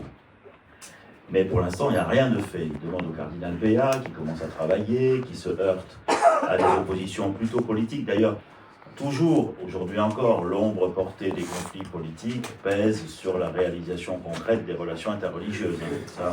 Ça n'a pas changé. Et donc, on commence à faire un texte qui est sur le judaïsme, enfin, voilà, et qui donnera le paragraphe 4, qui est le paragraphe le plus long du texte. Où va-t-on le mettre? À un moment, on pense l'insérer dans la Constitution sur l'Église, mais c'est un peu trop tard, il y a beaucoup de questions. On travaille beaucoup entre les sessions du Concile, puisque c'est une session annuelle, 62, 63, 64, 65. Bref, ça tourne, ça vire. On pense aussi le mettre sur le texte qu'on est en train de préparer sur l'œcuménisme, mais c'est pas tout à fait ça. Bon. Et puis la réaction des évêques du Proche-Orient finit par dire, bon, bah alors pour éviter qu'on puisse simplement penser que c'est une reconnaissance par l'Église de l'État d'Israël, il faut aussi parler de l'islam après tout. Et donc on se dit, ah bah oui, mais alors quoi dire? Et puis alors parler aussi des autres traditions religieuses, il faut dire un mot sur le judaïsme, alors vous comprenez, sur l'hindouisme, sur le bouddhisme, ça peut prendre des proportions énormes. Le texte finalement va aboutir à un statut particulier qui est celui d'une déclaration. Dans le Concile Vatican II, vous avez des constitutions, ce sont les textes les plus importants, les plus fondés théologiquement, les plus importants du Concile. Il y a les décrets, et puis il y a les déclarations. Les déclarations, ça repose sur les autres textes, mais c'est sur une thématique particulière. Il y en a une sur l'éducation, par exemple. Il y en a une sur la liberté religieuse, qui a fait couler beaucoup d'encre aussi. Et d'ailleurs, ces deux-là, le texte sur la liberté religieuse et le texte sur l'Église et les religions, puisque ça va devenir ça, grandissent ensemble et passent à travers des oppositions. Il y a une opposition méthodologique. Est-ce qu'on peut parler du judaïsme comme on parle des autres religions? C'est pas tout à fait la même chose. D'ailleurs, le début du paragraphe 4 le dit, donc il y a une opposition méthodologique. Il y a aussi une opposition théologique. Est-ce que si l'Église se met à parler des autres religions de façon positive, ça ne va pas vouloir dire qu'au fond, toutes les religions se valent et qu'on peut faire son salut n'importe où? Et voilà, donc vous voyez ces oppositions qui existent encore aujourd'hui. Donc, mais enfin, le texte continue son chemin et il aboutit à être le plus court de tous les textes du Concile. 5 paragraphes, un petit préambule, à la fin une exhortation à la fraternité universelle, un paragraphe 2 qui donne un peu le fond de la pensée, un 3 très bref qu'on a fait comme on a pu en faisant appel au Père Blanc sur l'islam, et puis surtout celui qui était le plus important, le numéro 4, celui qui avait motivé d'ailleurs Jean 23 et qui avait été le tout début du travail sur ce texte, qui était donc celui sur le judaïsme. Voilà pourquoi le texte est assez disproportionné. Il y a le paragraphe 4 qui est le plus important, et puis les autres qui sont plus petits. Le fond du texte se trouve à la fin du paragraphe 2. Enfin, le fond, c'est-à-dire la visée du texte, se trouve à la fin du paragraphe 2. Je peux vous le dire, si vous voulez, pour qu'on comprenne finalement la position de l'Église à ce moment-là. Et il faut bien voir à ce moment-là. Le texte dit « L'Église ne rejette rien de ce qui est vrai et saint dans les religions. » Je cite maintenant. L'Église ne rejette rien de ce qui est vrai et saint dans les religions. Ça veut dire qu'il y a du vrai et du saint dans toutes les religions, de la part de l'Église. Ce qui est déjà une... L'Église ne rejette rien de ce qui est vrai et saint dans ses religions. Elle considère avec un respect sincère ses manières d'agir et de vivre, ses règles et ses doctrines. Vous voyez, d'abord, les manières d'agir et de vivre. Ses règles et ses doctrines, qui, virgule, quoiqu'elles diffèrent beaucoup de ce qu'elle-même tient et propose. Beaucoup. C'est pas, vous comprenez ? C'est pas diffère juste un peu, ou c'est à peu près pareil, non.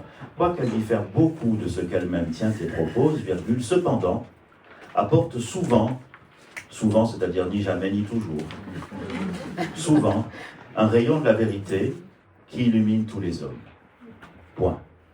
Toutefois, elle annonce, et elle est tenue d'annoncer sans cesse, le Christ, qui est le chemin, la vérité et la vie, Saint Jean chapitre 14, verset 8, en qui les hommes doivent trouver la plénitude de la vie religieuse, et en qui Dieu sait réconcilier toutes choses. Vous voyez, donc c'est pas le dialogue et il n'y a plus d'annonce, mais c'est le dialogue et l'annonce du Christ aussi, toutefois, voilà.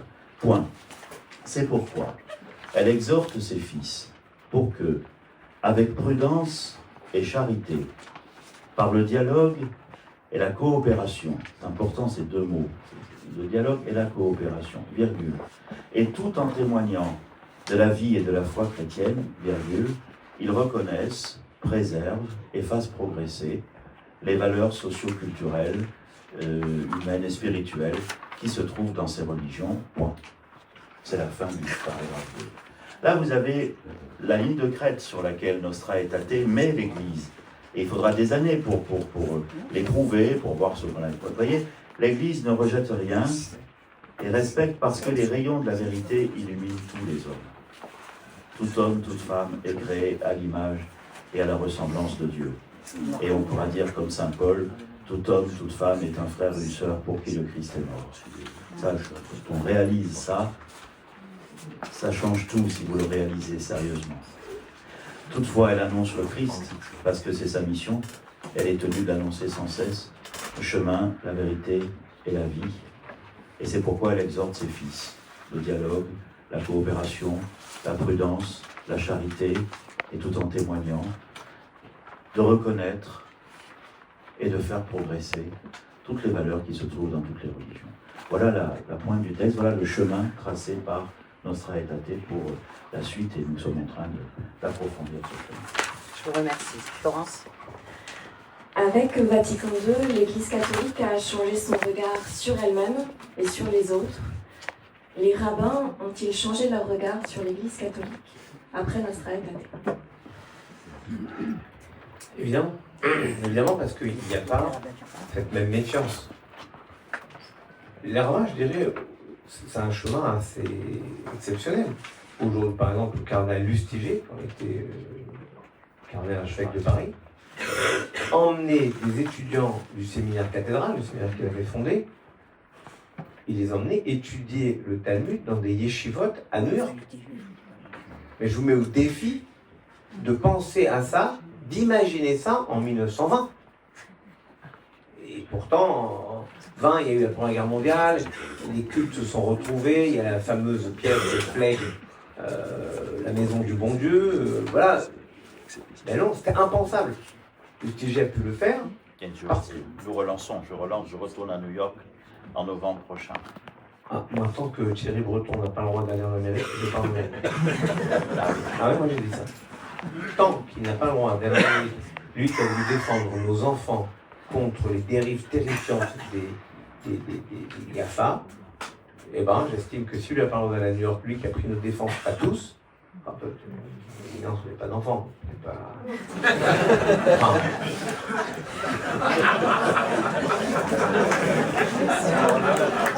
Celle-là, on s'en est déjà faite plusieurs fois. Moi, je dirais pas de... Donc, le cardinal du sujet a relancé ça. Le dialogue est permanent, et je vais même vous dire plus. On oublie à quel point c'est un rabbin, qui a permis que quelque chose se réalise dans notre état. D'abord, c'est formidable, c'est vrai, moi j'ai une admiration sans bande pour Jean 23.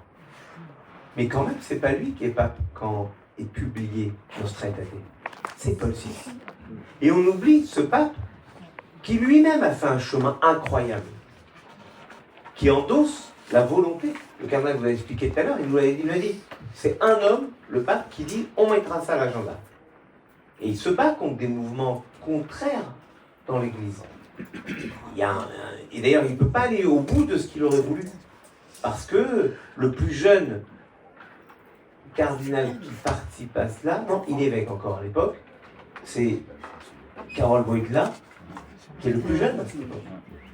Et ben, il a raconté à quel point c'était compliqué contre un mouvement de l'Église qui ne voulait pas, par exemple, vous remarquez que dans le texte, il n'y a pas marqué une condamnation de l'accusation de déicide. Parce que cette mouvance ne voulait pas, et ils ont trouvé une pirouette typiquement rabbinique en disant « Puisque tuer Dieu, c'est pas possible, condamner l'accusation de déicide, c'est ridicule, donc on n'en parle pas. » Il y a juste eu des dizaines de milliers de morts dans l'histoire à cause de ça, mais peu importe. Pourquoi un rabbin ? Pourquoi un rabbin ? Parce que, en 1953, se déroule un drame absolu qui peut mettre à plat, à bas, aux oubliettes, le dialogue fécond qui est né pendant la guerre entre l'Église et le judaïsme. Cette affaire, ça s'appelle l'affaire Finali. 2 enfants, Gérald et Robert, qui sont nés à La Tronche, en Isère. 2 parents, les Finali, le docteur Finali et son épouse, qui arrivent réfugiés d'Autriche, sont à La Tronche, et ils voient que ça chauffe, ils voient une demoiselle brun, ils disent « Est-ce que vous pouvez vous occuper de nos petits en cas de besoin ?» D'accord, je m'en occuperai. Tac, ils sont raflés déportés, ils meurent, et les 2 petits sont là, regardez. À la fin de la guerre, une tante de Nouvelle-Zélande, Mme Rosner, écrit à cette demoiselle brun, donc elle savait, écrit au maire, bref, elle est en contact, elle dit « Je voudrais récupérer mes neveux ». Il dit « Ah, c'est pas comme ça qu'on fait, machin, il faut faire un conseil de famille, elle fait un conseil de famille, ça discute, ça veut pas, elle veut pas les rendre, elle les baptise en douce, bref. Et puis, quand la justice dit « Faut les rendre », les sœurs de Sion aident à l'exfiltration des enfants, ramènent les enfants à Montpellier, puis elles les exfiltrent dans le Pays Basque, puis dans le Pays Basque espagnol. Là, Kaplan, qui était en contact pendant la guerre, il était à Lyon, parce que quand Vichy l'a expulsé de QC, il était allé à Lyon. Kaplan, qui à la fin de la guerre était grand maître France par intérim, à partir du 8 janvier 1944, parce que Isaïe Schwartz a dû se sauver, c'est Kaplan qui est grand maître France par intérim, qui avait des contacts permanents avec Gerlier et avec le père Marie-Benoît. Kaplan parle avec Gerlier, ils échangent avec Gerlier, on considère que le baptême ne compte pas, c'est une révolution canonique, pour un mot, parce que c'est un article 700 du droit canonique, un baptême, et c'est pas de la blague, parce qu'il y avait une affaire en 1860 qui s'appelait l'affaire Mortara, où un gamin est baptisé par la nounou, et la police pontificale a pris le petit, et même nous, la France, on a hurlé, trépigné, personne n'a jamais pu récupérer le petit. Donc on ne parle pas de fantasme. Le cardinal Gerlier décide, avec l'accord du Vatican, on ne peut pas considérer que le cardinal Gerlier, primat des Gaules, prenne cette décision théologique seul. Il appelle donc le Vatican, c'est-à-dire Pie XII, qui dit nul et non avenu. Le baptême est nul et non avenu. Mais les petits, il faut les récupérer, on ne sait pas où ils sont. Gerlier envoie la demande de Kaplan. Donc d'abord, la mère supérieure des Sœurs de Sion est en Bastille. Kaplan va la voir en prison. Puis, en échangeant avec le cardinal Gerlier, Gerlier lui envoie une femme, une sainte femme qui s'appelle Germaine Rivière, qui va, et là c'est le cardinal Echegaray, que j'adorais, qui m'a raconté, un ancien des prédécesseurs ici. Qui m'a ordonné. C'est lui qui t'a ordonné? Jacques. Bravo, formidable. Il a fait des bonnes choses. Il avait mis la dose. Ah ouais. Alors il m'a raconté, voilà, je l'appelle, j'allais le voir à Rome, tous les 3 mois j'allais à Rome, 16 Villa Callisto. J'allais le voir là-bas. J'adorais. Je faisais un fast time avec les copains, présentant. Brahim, prends ce que tu veux dans ma bibliothèque. Oh, après moi, je n'ai pas, mais éminence, mais non, mais si, prends ça, je vais me donner des bouquins, des trucs, Léon. Bon. Et un jour, je fais un bouquin avec un pasteur. Et au bout du bouquin, je trouve que ça fait trop débat des minoritaires contre le majoritaire. J'ai dit, c'est ce qu'on devrait faire, on devrait demander une préface à un évêque. Il me dit, ouais, t'en connais un? Ouais, le cardinal Echegaray. Tu connais Echegaray? Ouais, on va lui demander. Et comme le cardinal m'avait raconté 10 fois, oh, Raïm, alors la Germaine, elle est venue. Oh, il fallait récupérer le petit ou. Oh, moi, je suis allé avec elle. Mais les curés basques espagnols, ils ne voulaient pas rendre les petits beaux. Bon, je leur ai expliqué qu'il fallait vraiment les rendre, mais je leur ai expliqué fermement. Déjà, il est allé faire le coup de poing pour récupérer les petits Gérald et Robert au curé basque qui ne voulait pas les lâcher. Ils les ont ramenés en juin 53. Les enfants reviennent. Là, il se passe ces miracles. Seul, celui qui gouverne tous, met en place. Les sœurs de Sion changent de mère supérieure et elles décident, fini l'obsession de convertir les juifs, on va expliquer le judaïsme aux chrétiens. Et ce sont les sœurs de Sion qui vont alimenter spirituellement aussi, en réflexion autour du judaïsme, le concile. Tous les pères concilaires vont être inondés de textes, de réflexions, parce qu'il n'y avait pas une pensée sur ces questions-là. Qui pensait à l'époque le rapport au judaïsme? Quelques érudits, mais il n'y avait pas cette pensée de ce qu'est le judaïsme aujourd'hui. Enfin, à l'époque. Et ce sont les sœurs de Sion. Et c'est Kaplan qui va permettre que les sœurs de Sion reviennent à autre chose, une autre pensée.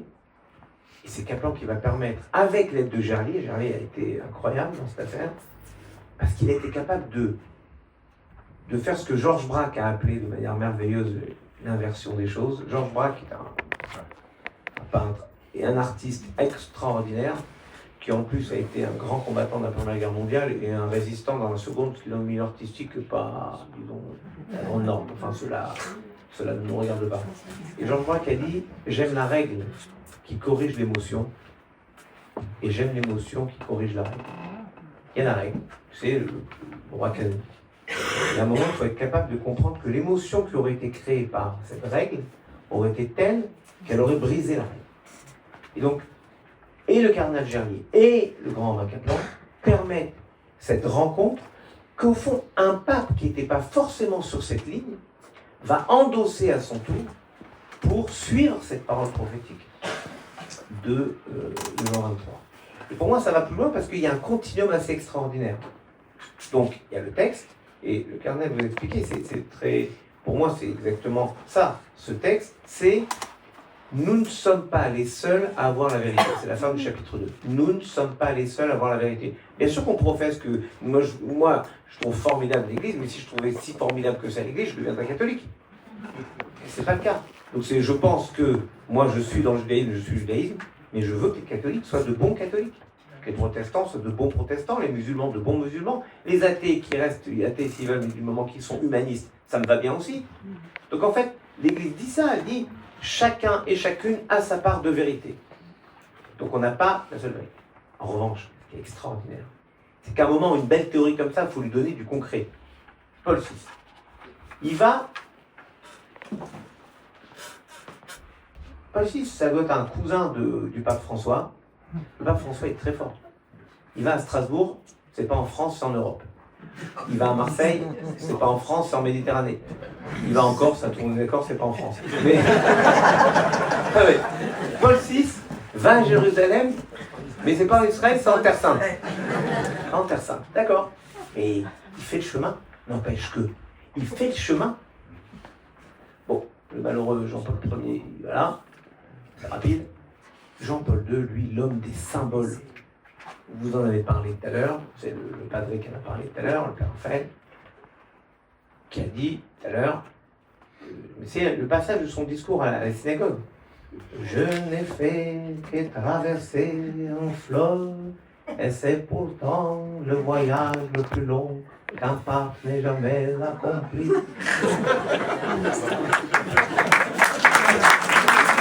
Ça, c'est vrai. Donc, c'est des gestes, mais il fait des gestes plus forts encore. Et le cardinal le disait tout à l'heure, c'est tellement juste. Le pape Jean-Paul II fait un geste incroyable qui pour moi ne peut venir que s'il y a Vatican II. S'il n'y a pas Nostra Aetate, il n'y a pas ce geste de 93 où l'Église reconnaît l'État d'Israël. Qu'est-ce que ça veut dire? C'est pas juste allez, on reconnaît qu'à Israël. Ça veut dire que toute la théologie que nous avions fondée avant Nostra Aetate, à savoir les Juifs sont maudits parce qu'ils ont refusé de suivre Jésus et ils sont condamnés à errer, n'est plus valide puisqu'on reconnaît qu'ils ont un État maintenant qui est leur État, qui est leur espace. Ça veut dire que tout ce qu'on a pu professer avant a été démonté par Vatican II. Il n'y a pas cette déclaration de 93 s'il n'y a pas Nostra Aetate. Et il fait quelque chose d'encore plus beau, le 26 mars 2000. Il va devant le mur et il ne demande pas pardon. Il demande pardon à Dieu. Il ne dit pas, il ne demande pas pardon. Il dit qui on est, même nous, même moi, qui vous, à demander pardon pour quelque chose que vous n'avez pas fait. Il demande pardon à Dieu. Et il retrouve le geste profond des Juifs qui glissent un mot dans les infractuosités du mur à Jérusalem. Au fond, il dit, avec votre façon de prier, de dire les choses, je reste fidèle à mon message, à moi, mais je reconnais que votre façon, elle a quelque chose de pur que je peux reprendre ponctuellement. Il ne dit pas, c'est bon, je suis juif maintenant. Non, non. Il dit, dans ce que je suis, je reconnais la justesse de votre façon de vous approcher de ce mur et de vibrer à quelque chose qui vous dépasse. Et moi, je trouve que ce chemin, tout ce chemin que je vous ai raconté, c'est parce qu'il y a un rabbin, Grand Macaplan, qui a fait confiance à un cardinal Jarlier, et qu'il y a ce cardinal qui a fait confiance à son rabbin.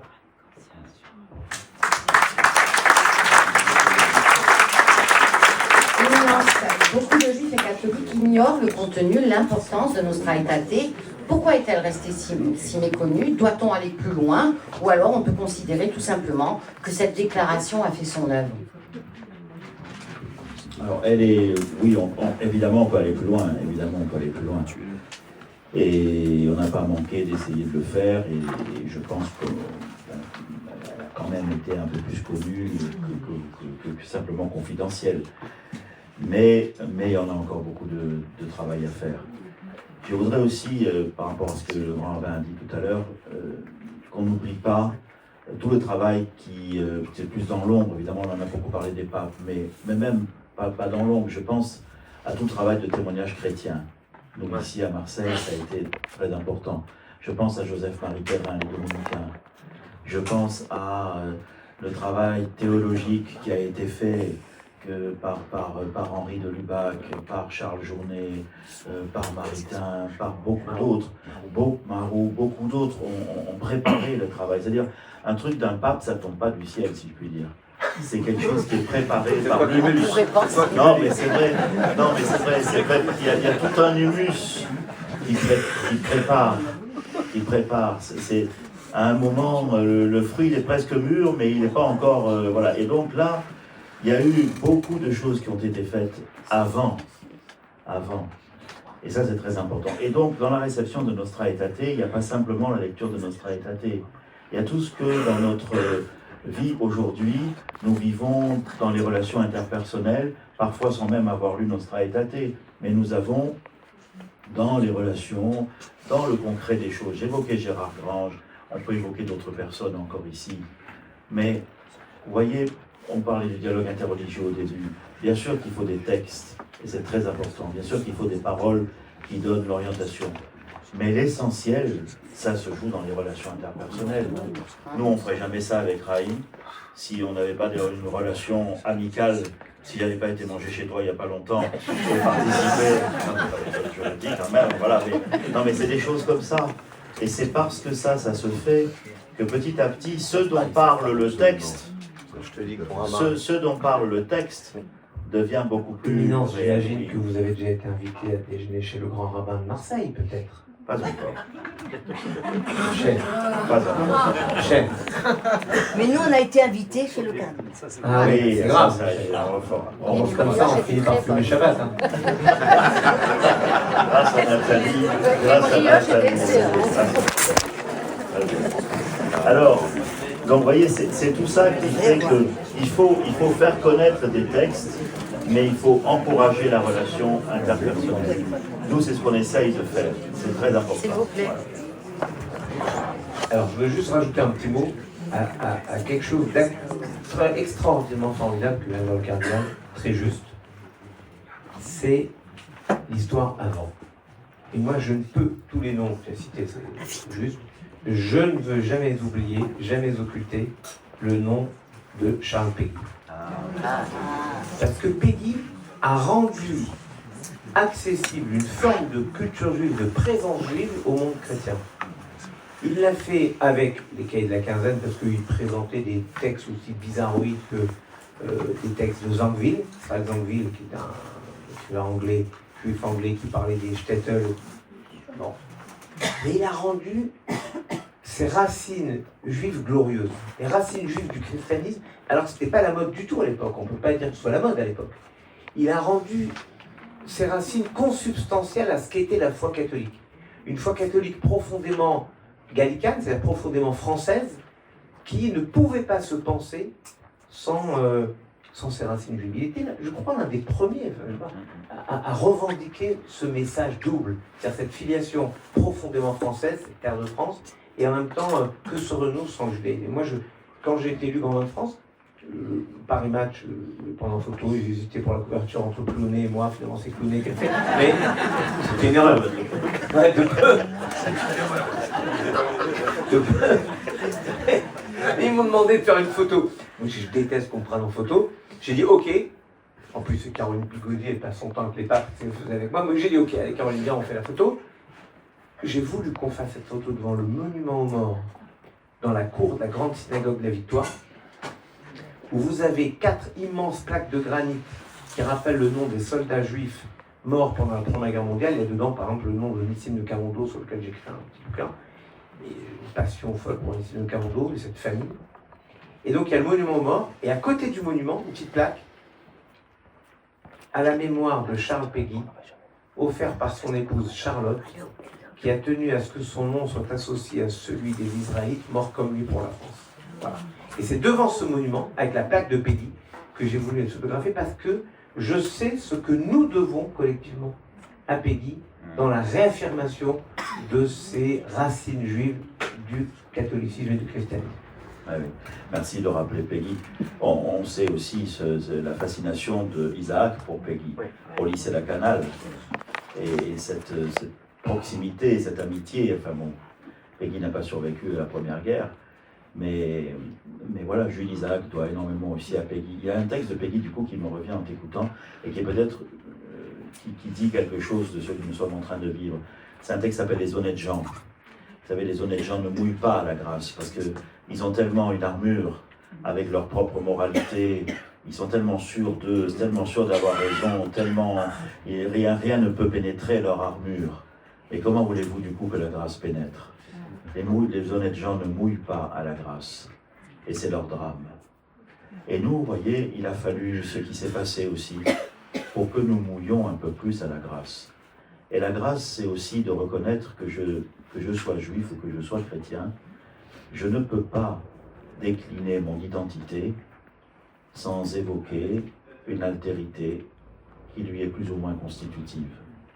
Nous, chrétiens, il nous faut accepter une racine plus ou moins assumée. Vous, juifs, il vous faut regarder un fruit plus ou moins reconnu. Mais cette dialectique entre l'identité et l'altérité, qui est ce qui nous permet de mouiller à la grâce, est une chose très difficile, mais aujourd'hui plus que jamais nécessaire dans les relations nationales, internationales et dans les relations interpersonnelles. Il n'y a pas d'identité qui ne puisse, en tout cas pour nous, faire référence à une altérité qui lui est constitutive.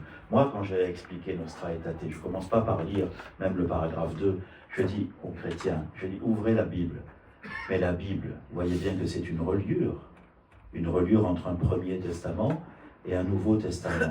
Mais notre Bible est une reliure. Vous ne pouvez pas partir annoncer l'Évangile au Japon, je ne sais pas où, juste avec le Nouveau Testament, parce que ce ne serait plus la Bible.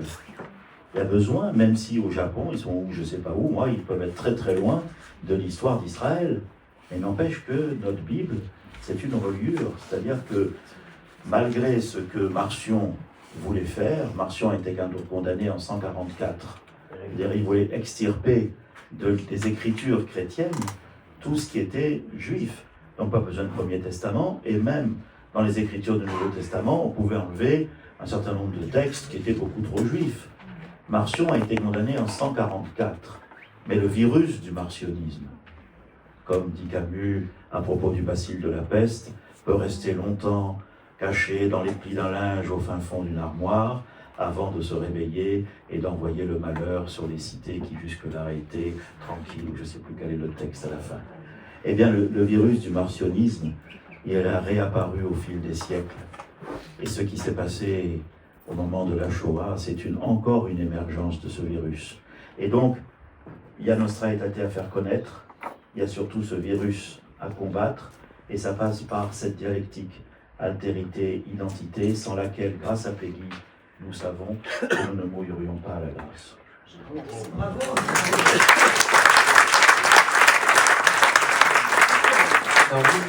Pour revenir à la question initiale, et en écoutant le cardinal, je pense que la grande réussite de Nostra Aetate, c'est de s'être fait oublier. Parce que les gens sont tellement dans l'évidence qu'ils ne pensent pas que c'était possible de vivre autrement avant. En fait, c'est comme M. Jourdain, nous faisons tous du Nostra Aetate sans le savoir. Mais vraiment, c'est que quand on explique que c'était pensable autrement, les gens ne croient pas. Enfin, c'est même impensable. C'est en ça que, par exemple, ce qui a été fait ici à Marseille, c'était le 31 ou le 1er janvier. Le 1er janvier, on a parlé du rabbin Mandao tout à l'heure, mais le cardinal a lancé cette idée simplement, voilà, qu'est-ce que la nouvelle année? C'est une espérance partagée. Sans syncrétisme, chacun dans ce qu'il est, chacun dans sa foi, mais au moins ensemble. C'est une allégorie à la société qui, pour moi, est extraordinaire. Au fond, c'est toujours le rappel de l'espérance. Et si tu parlais de Peggy, dans le torche du mystère de la deuxième vertu de Peggy, qui est pour moi l'un des plus beaux textes de Peggy, il fait dire à Dieu que mes enfants aient foi en moi, je le conçois, je leur donne tout. Que mes enfants pratiquent la charité entre eux, je le conçois, ils ont bon cœur. Mais que mes enfants espèrent en moi, voilà qui m'étonne moi-même. Et il décrit cette petite espérance comme une petite fille dont on a le sentiment que ce sont ces deux grandes sœurs qui l'amènent par la main, mais au fait, en réalité, c'est elle qui les mène parce qu'elle ouvre un possible. Elle ouvre de nouveaux possibles. Et la force de Nostra Aetate, c'est d'avoir rencontré une évidence telle qu'on oublie qu'il y ait pu avoir un avant. Donc en fait, c'est vrai que c'est peut-être pas très connu. Je dis, vous allez dans la rue, vous dites Nostra Aetate. Je sais pas. Mais comment ça vit les cultes? Le culte, ils se respectent, ça va, ils entre eux, chacun son truc, mais ils vivent ensemble. Voilà, ça s'appelle Nostra Aetate. Au fond, c'est comme M. Jourdain, on fait de la fraude sans le savoir, et on fait ce respect de l'autre sans le savoir, et c'est ça, je crois, la véritable réussite de Nostra Aetate. Bravo.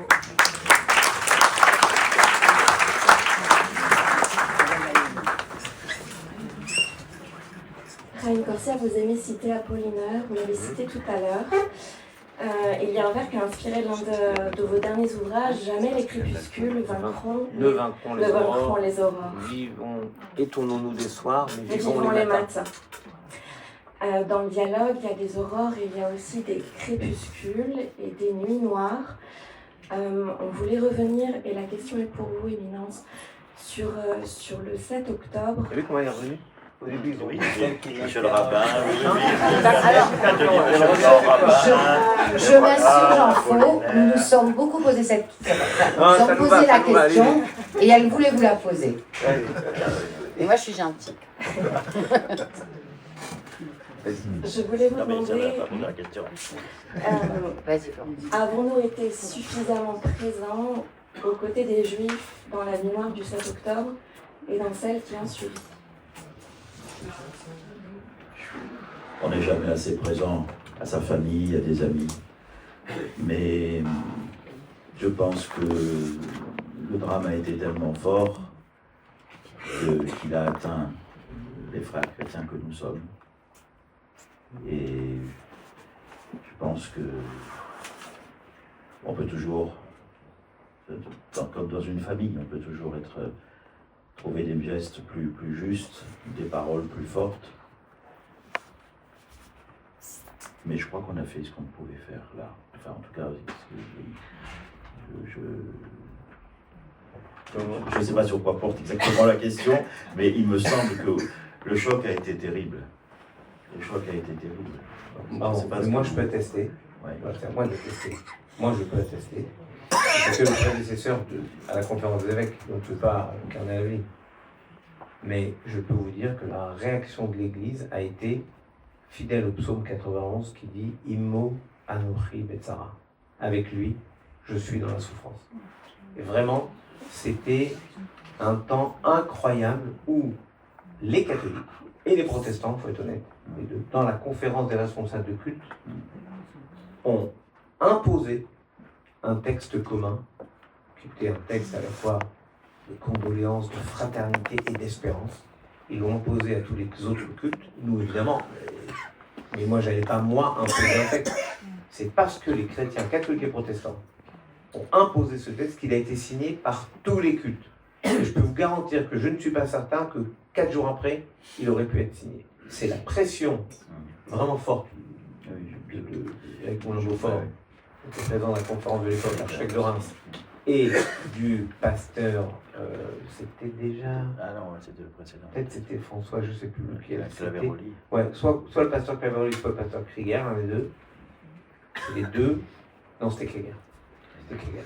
C'est les deux qui ont, le pasteur Krieger, président de la Fédération protestante, qui ont imposé ce texte commun qui est un texte lumineux de fraternité. Donc oui, les gestes ont été faits. Et je sais que localement, donc je sais partout en France, il y a j'ai là, je l'ai vu tout à l'heure par là, je l'ai vu tout à l'heure, là, il est là, à Toulon, partout, dans toutes les églises, les synagogues de France, les prêtres, les évêques sont venus à la synagogue, vraiment dans un vrai geste de condoléance partagée. Immo anochi betzara, avec lui, je suis dans la souffrance. Et moi, je connais le texte qui dit, de la même façon que nous étions ensemble dans la souffrance, nous serons ensemble dans l'allégresse retrouvée. Voilà.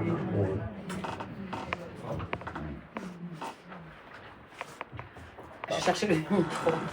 Alors là, on va arriver vers les dernières questions entre Florence et moi. Et celle que j'ai envie de vous poser, Minence, elle est toute simple. Qu'attendez-vous des Juifs ? De mieux vivre ma vocation de chrétien. Non, c'est vrai. C'est-à-dire que je pense que l'enjeu, c'est pas... Bien sûr, il y a un enjeu d'une plus grande connaissance mutuelle. On l'a vu ici, et d'ailleurs, je voudrais au passage rendre hommage à une sœur de Sillon qui a beaucoup marqué à Marseille, la sœur Jeanne-Françoise, qui était tout proche ici parce que c'était juste à côté, à la rue Breteuil.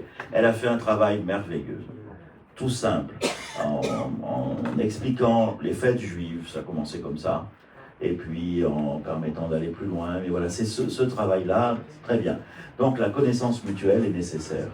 Mais il me semble aussi que le point où nous en sommes, c'est pas simplement d'une meilleure connaissance mutuelle que nous avons besoin, même si nous avons une marge de progression très très grande.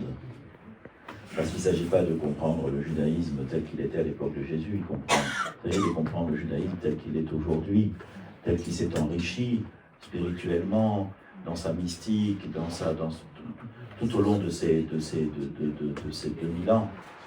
Et ça, nous avons du travail, parce que le premier réflexe après Vatican II, ça a été de développer les études sur le Premier Testament, de bien comprendre le judaïsme au temps de Jésus. Très bien, ça c'est une chose. Mais et après, et toute cette belle histoire depuis 2000 ans, et toute cette belle croissance aussi de l'approfondissement dans le judaïsme, de sa propre mystique, etc. Donc la connaissance mutuelle.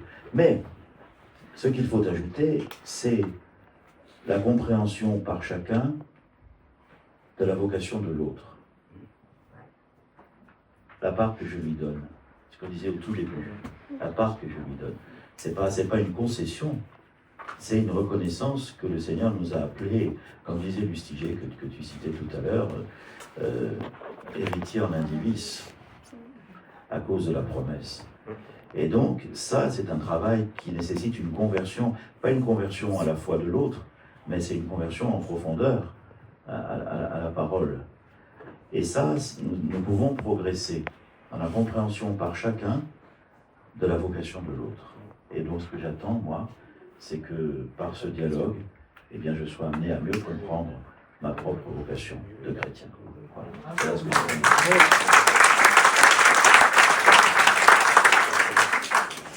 En miroir, monsieur le grand rabbin, qu'attendez-vous des catholiques et du dialogue avec les catholiques?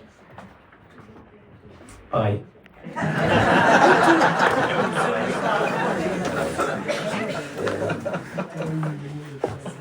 C'est au fond la permanence d'un des credos très forts de Nostra Aetate, qu'on n'a pas encore cité parce que c'est un texte très profond en réalité.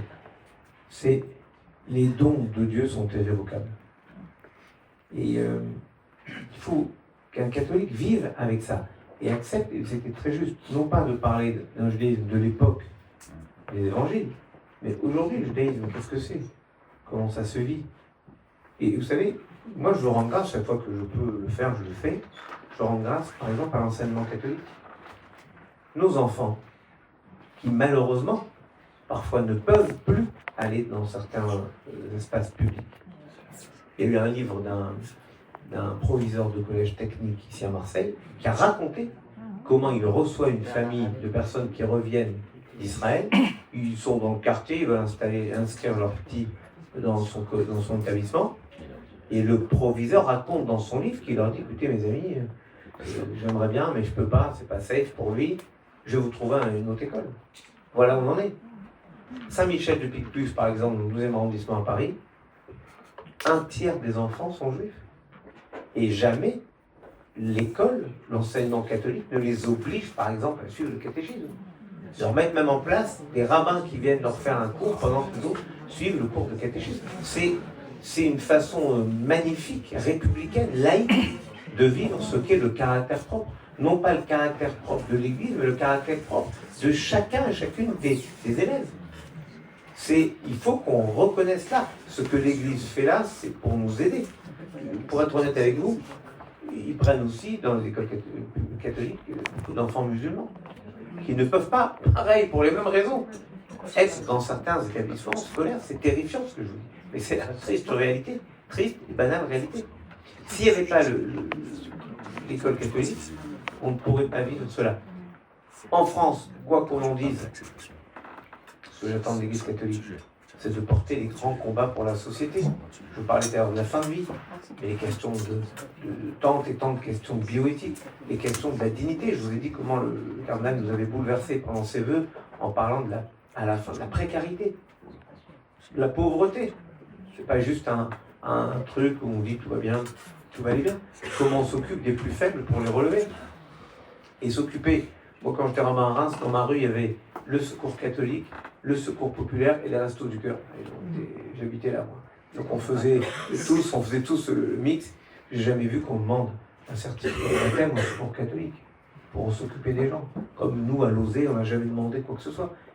Donc en fait, ce que j'attends, c'est ce qu'on essaye de faire au quotidien, c'est lutter ensemble pour défendre une idée de l'humanité qui fasse honneur à la fois au livre qu'on prétend porter, au message qu'on prétend incarner et à la République qu'on prétend construire. Voilà. Alors avant de passer aux questions du public, puisque j'ai amorcé ce débat, Florence, je te laisse le conclure avec la dernière question. Je voulais inviter Edmond Flag en préambule de cette question. Vous le citez dans l'ouvrage que vous lui consacrez. Je suis juif parce qu'en tout temps où crie une désespérance, le juif espère. Quelle est votre espérance pour l'année à venir, Reine Corsia? C'est qu'on ose encore rêver. Je pense que la grande victoire de cette espérance, c'est ne pas se dire tout sera bien, c'est ridicule. Je ne confonds pas l'espérance et l'optimisme. L'optimiste, C'est comme dans La Haine, vous voyez ce film où le gars il tombe du haut de la tour, et à chaque étage on l'entend dire jusque-là tout va bien. Ça c'est l'optimisme, vous voyez. Tout va bien, à un moment ça ira moins bien. L'espérance, c'est connaître le monde tel qu'il est, et oser penser différemment. Oser, dans un temps où chacun s'enferme sur ses certitudes, sur son quant à soi, sur sa peine, sa douleur, sa souffrance, oser aller tendre la main à l'autre, créer un pont de fraternité. Ce que j'espère cette année, c'est ça, c'est que les murs entre les uns et les autres se briseront et qu'on pourra juste pour espérer avec l'autre. C'est pour ça que je rends hommage à ce qu'avait fait le cardinal le 1er janvier ici à Marseille. On aurait dû être capable d'étendre partout en France, mais enfin bon, tout le monde n'a pas la même force, le même courage, mais globalement, d'oser dire ça va mal, raison de plus pour être ensemble. Une question, Leroy. Ça rejoint tout à fait ce que vient de dire Haïm. Il me venait en tête un beau texte de Bernanos, que j'aime bien aussi, où il dit l'espérance est une vertu héroïque. Tu l'as cité au début, c'est ça? Ah, très bien. Bon, donc, ce texte que vous connaissez très bien maintenant. Il faut du courage pour espérer et voilà, accepter de ne plus espérer dans des choses illusoires. Mais voilà, il faut du courage. L'espérance est une vertu héroïque. Et il me disait que nous, on a une responsabilité qui est grave. On parle, on met de l'humour dans ce qu'on dit. Mais la responsabilité est grave quand on regarde la situation du monde aujourd'hui et la situation de notre pays aussi. Moi, j'avais travaillé pour ma thèse sur la théologie protestante allemande du début du XXe siècle. Et donc, j'ai lu pas mal de choses dans ces années 1920. Et malheureusement, on ne peut pas ne pas faire quelques parallèles avec une situation que nous connaissons. Toute reconnaissance, toute ressemblance n'est pas fortuite. Et donc, on est devant des choses très difficiles. Et donc, là, le fait qu'on puisse agir ensemble, parler ensemble, travailler ensemble, c'est plus que des suites de Nostra Aetate. C'est une responsabilité historique aujourd'hui qui nous demande quelque chose qui est prophétique. C'est pas nous qui décidons qu'on est prophétique, c'est ceux qui viendront après nous. Nous, pour faire ce travail, il faut qu'on soit à même la réalité. C'est pour ça qu'on évoquait aussi les pauvres tout à l'heure. À même la réalité. La réalité, c'est quoi? Dans cette ville, il y a beaucoup de gens qui dorment dans la rue. Pourquoi ne travaillerions-nous pas ensemble? C'est une manière très simple, sans faire de discours, de montrer et d'agir. Dans cette ville, il y a beaucoup de migrants. Pourquoi ne travaillerions-nous pas ensemble? Voilà. On est prophétique, non pas parce qu'on a des grandes idées, d'ailleurs c'est ceux qui viendront après nous qui pourront dire si on l'a été ou pas, mais nous, on est fidèles à la parole. Et comme on disait au début, on tient sur la même promesse, avec différence, avec complémentarité. Si on arrive à montrer ça dans des actions concrètes, au service de ceux qui en ont le plus besoin, ça suffit. Le bon Dieu regarde ça. On t'a dit ce qui est bon et ce que le Seigneur attend de toi, rien d'autre que pratiquer la justice, aimer la fidélité et marcher humblement avec ton Dieu. Voilà mon espérance, si on arrivait à le faire un tout petit peu.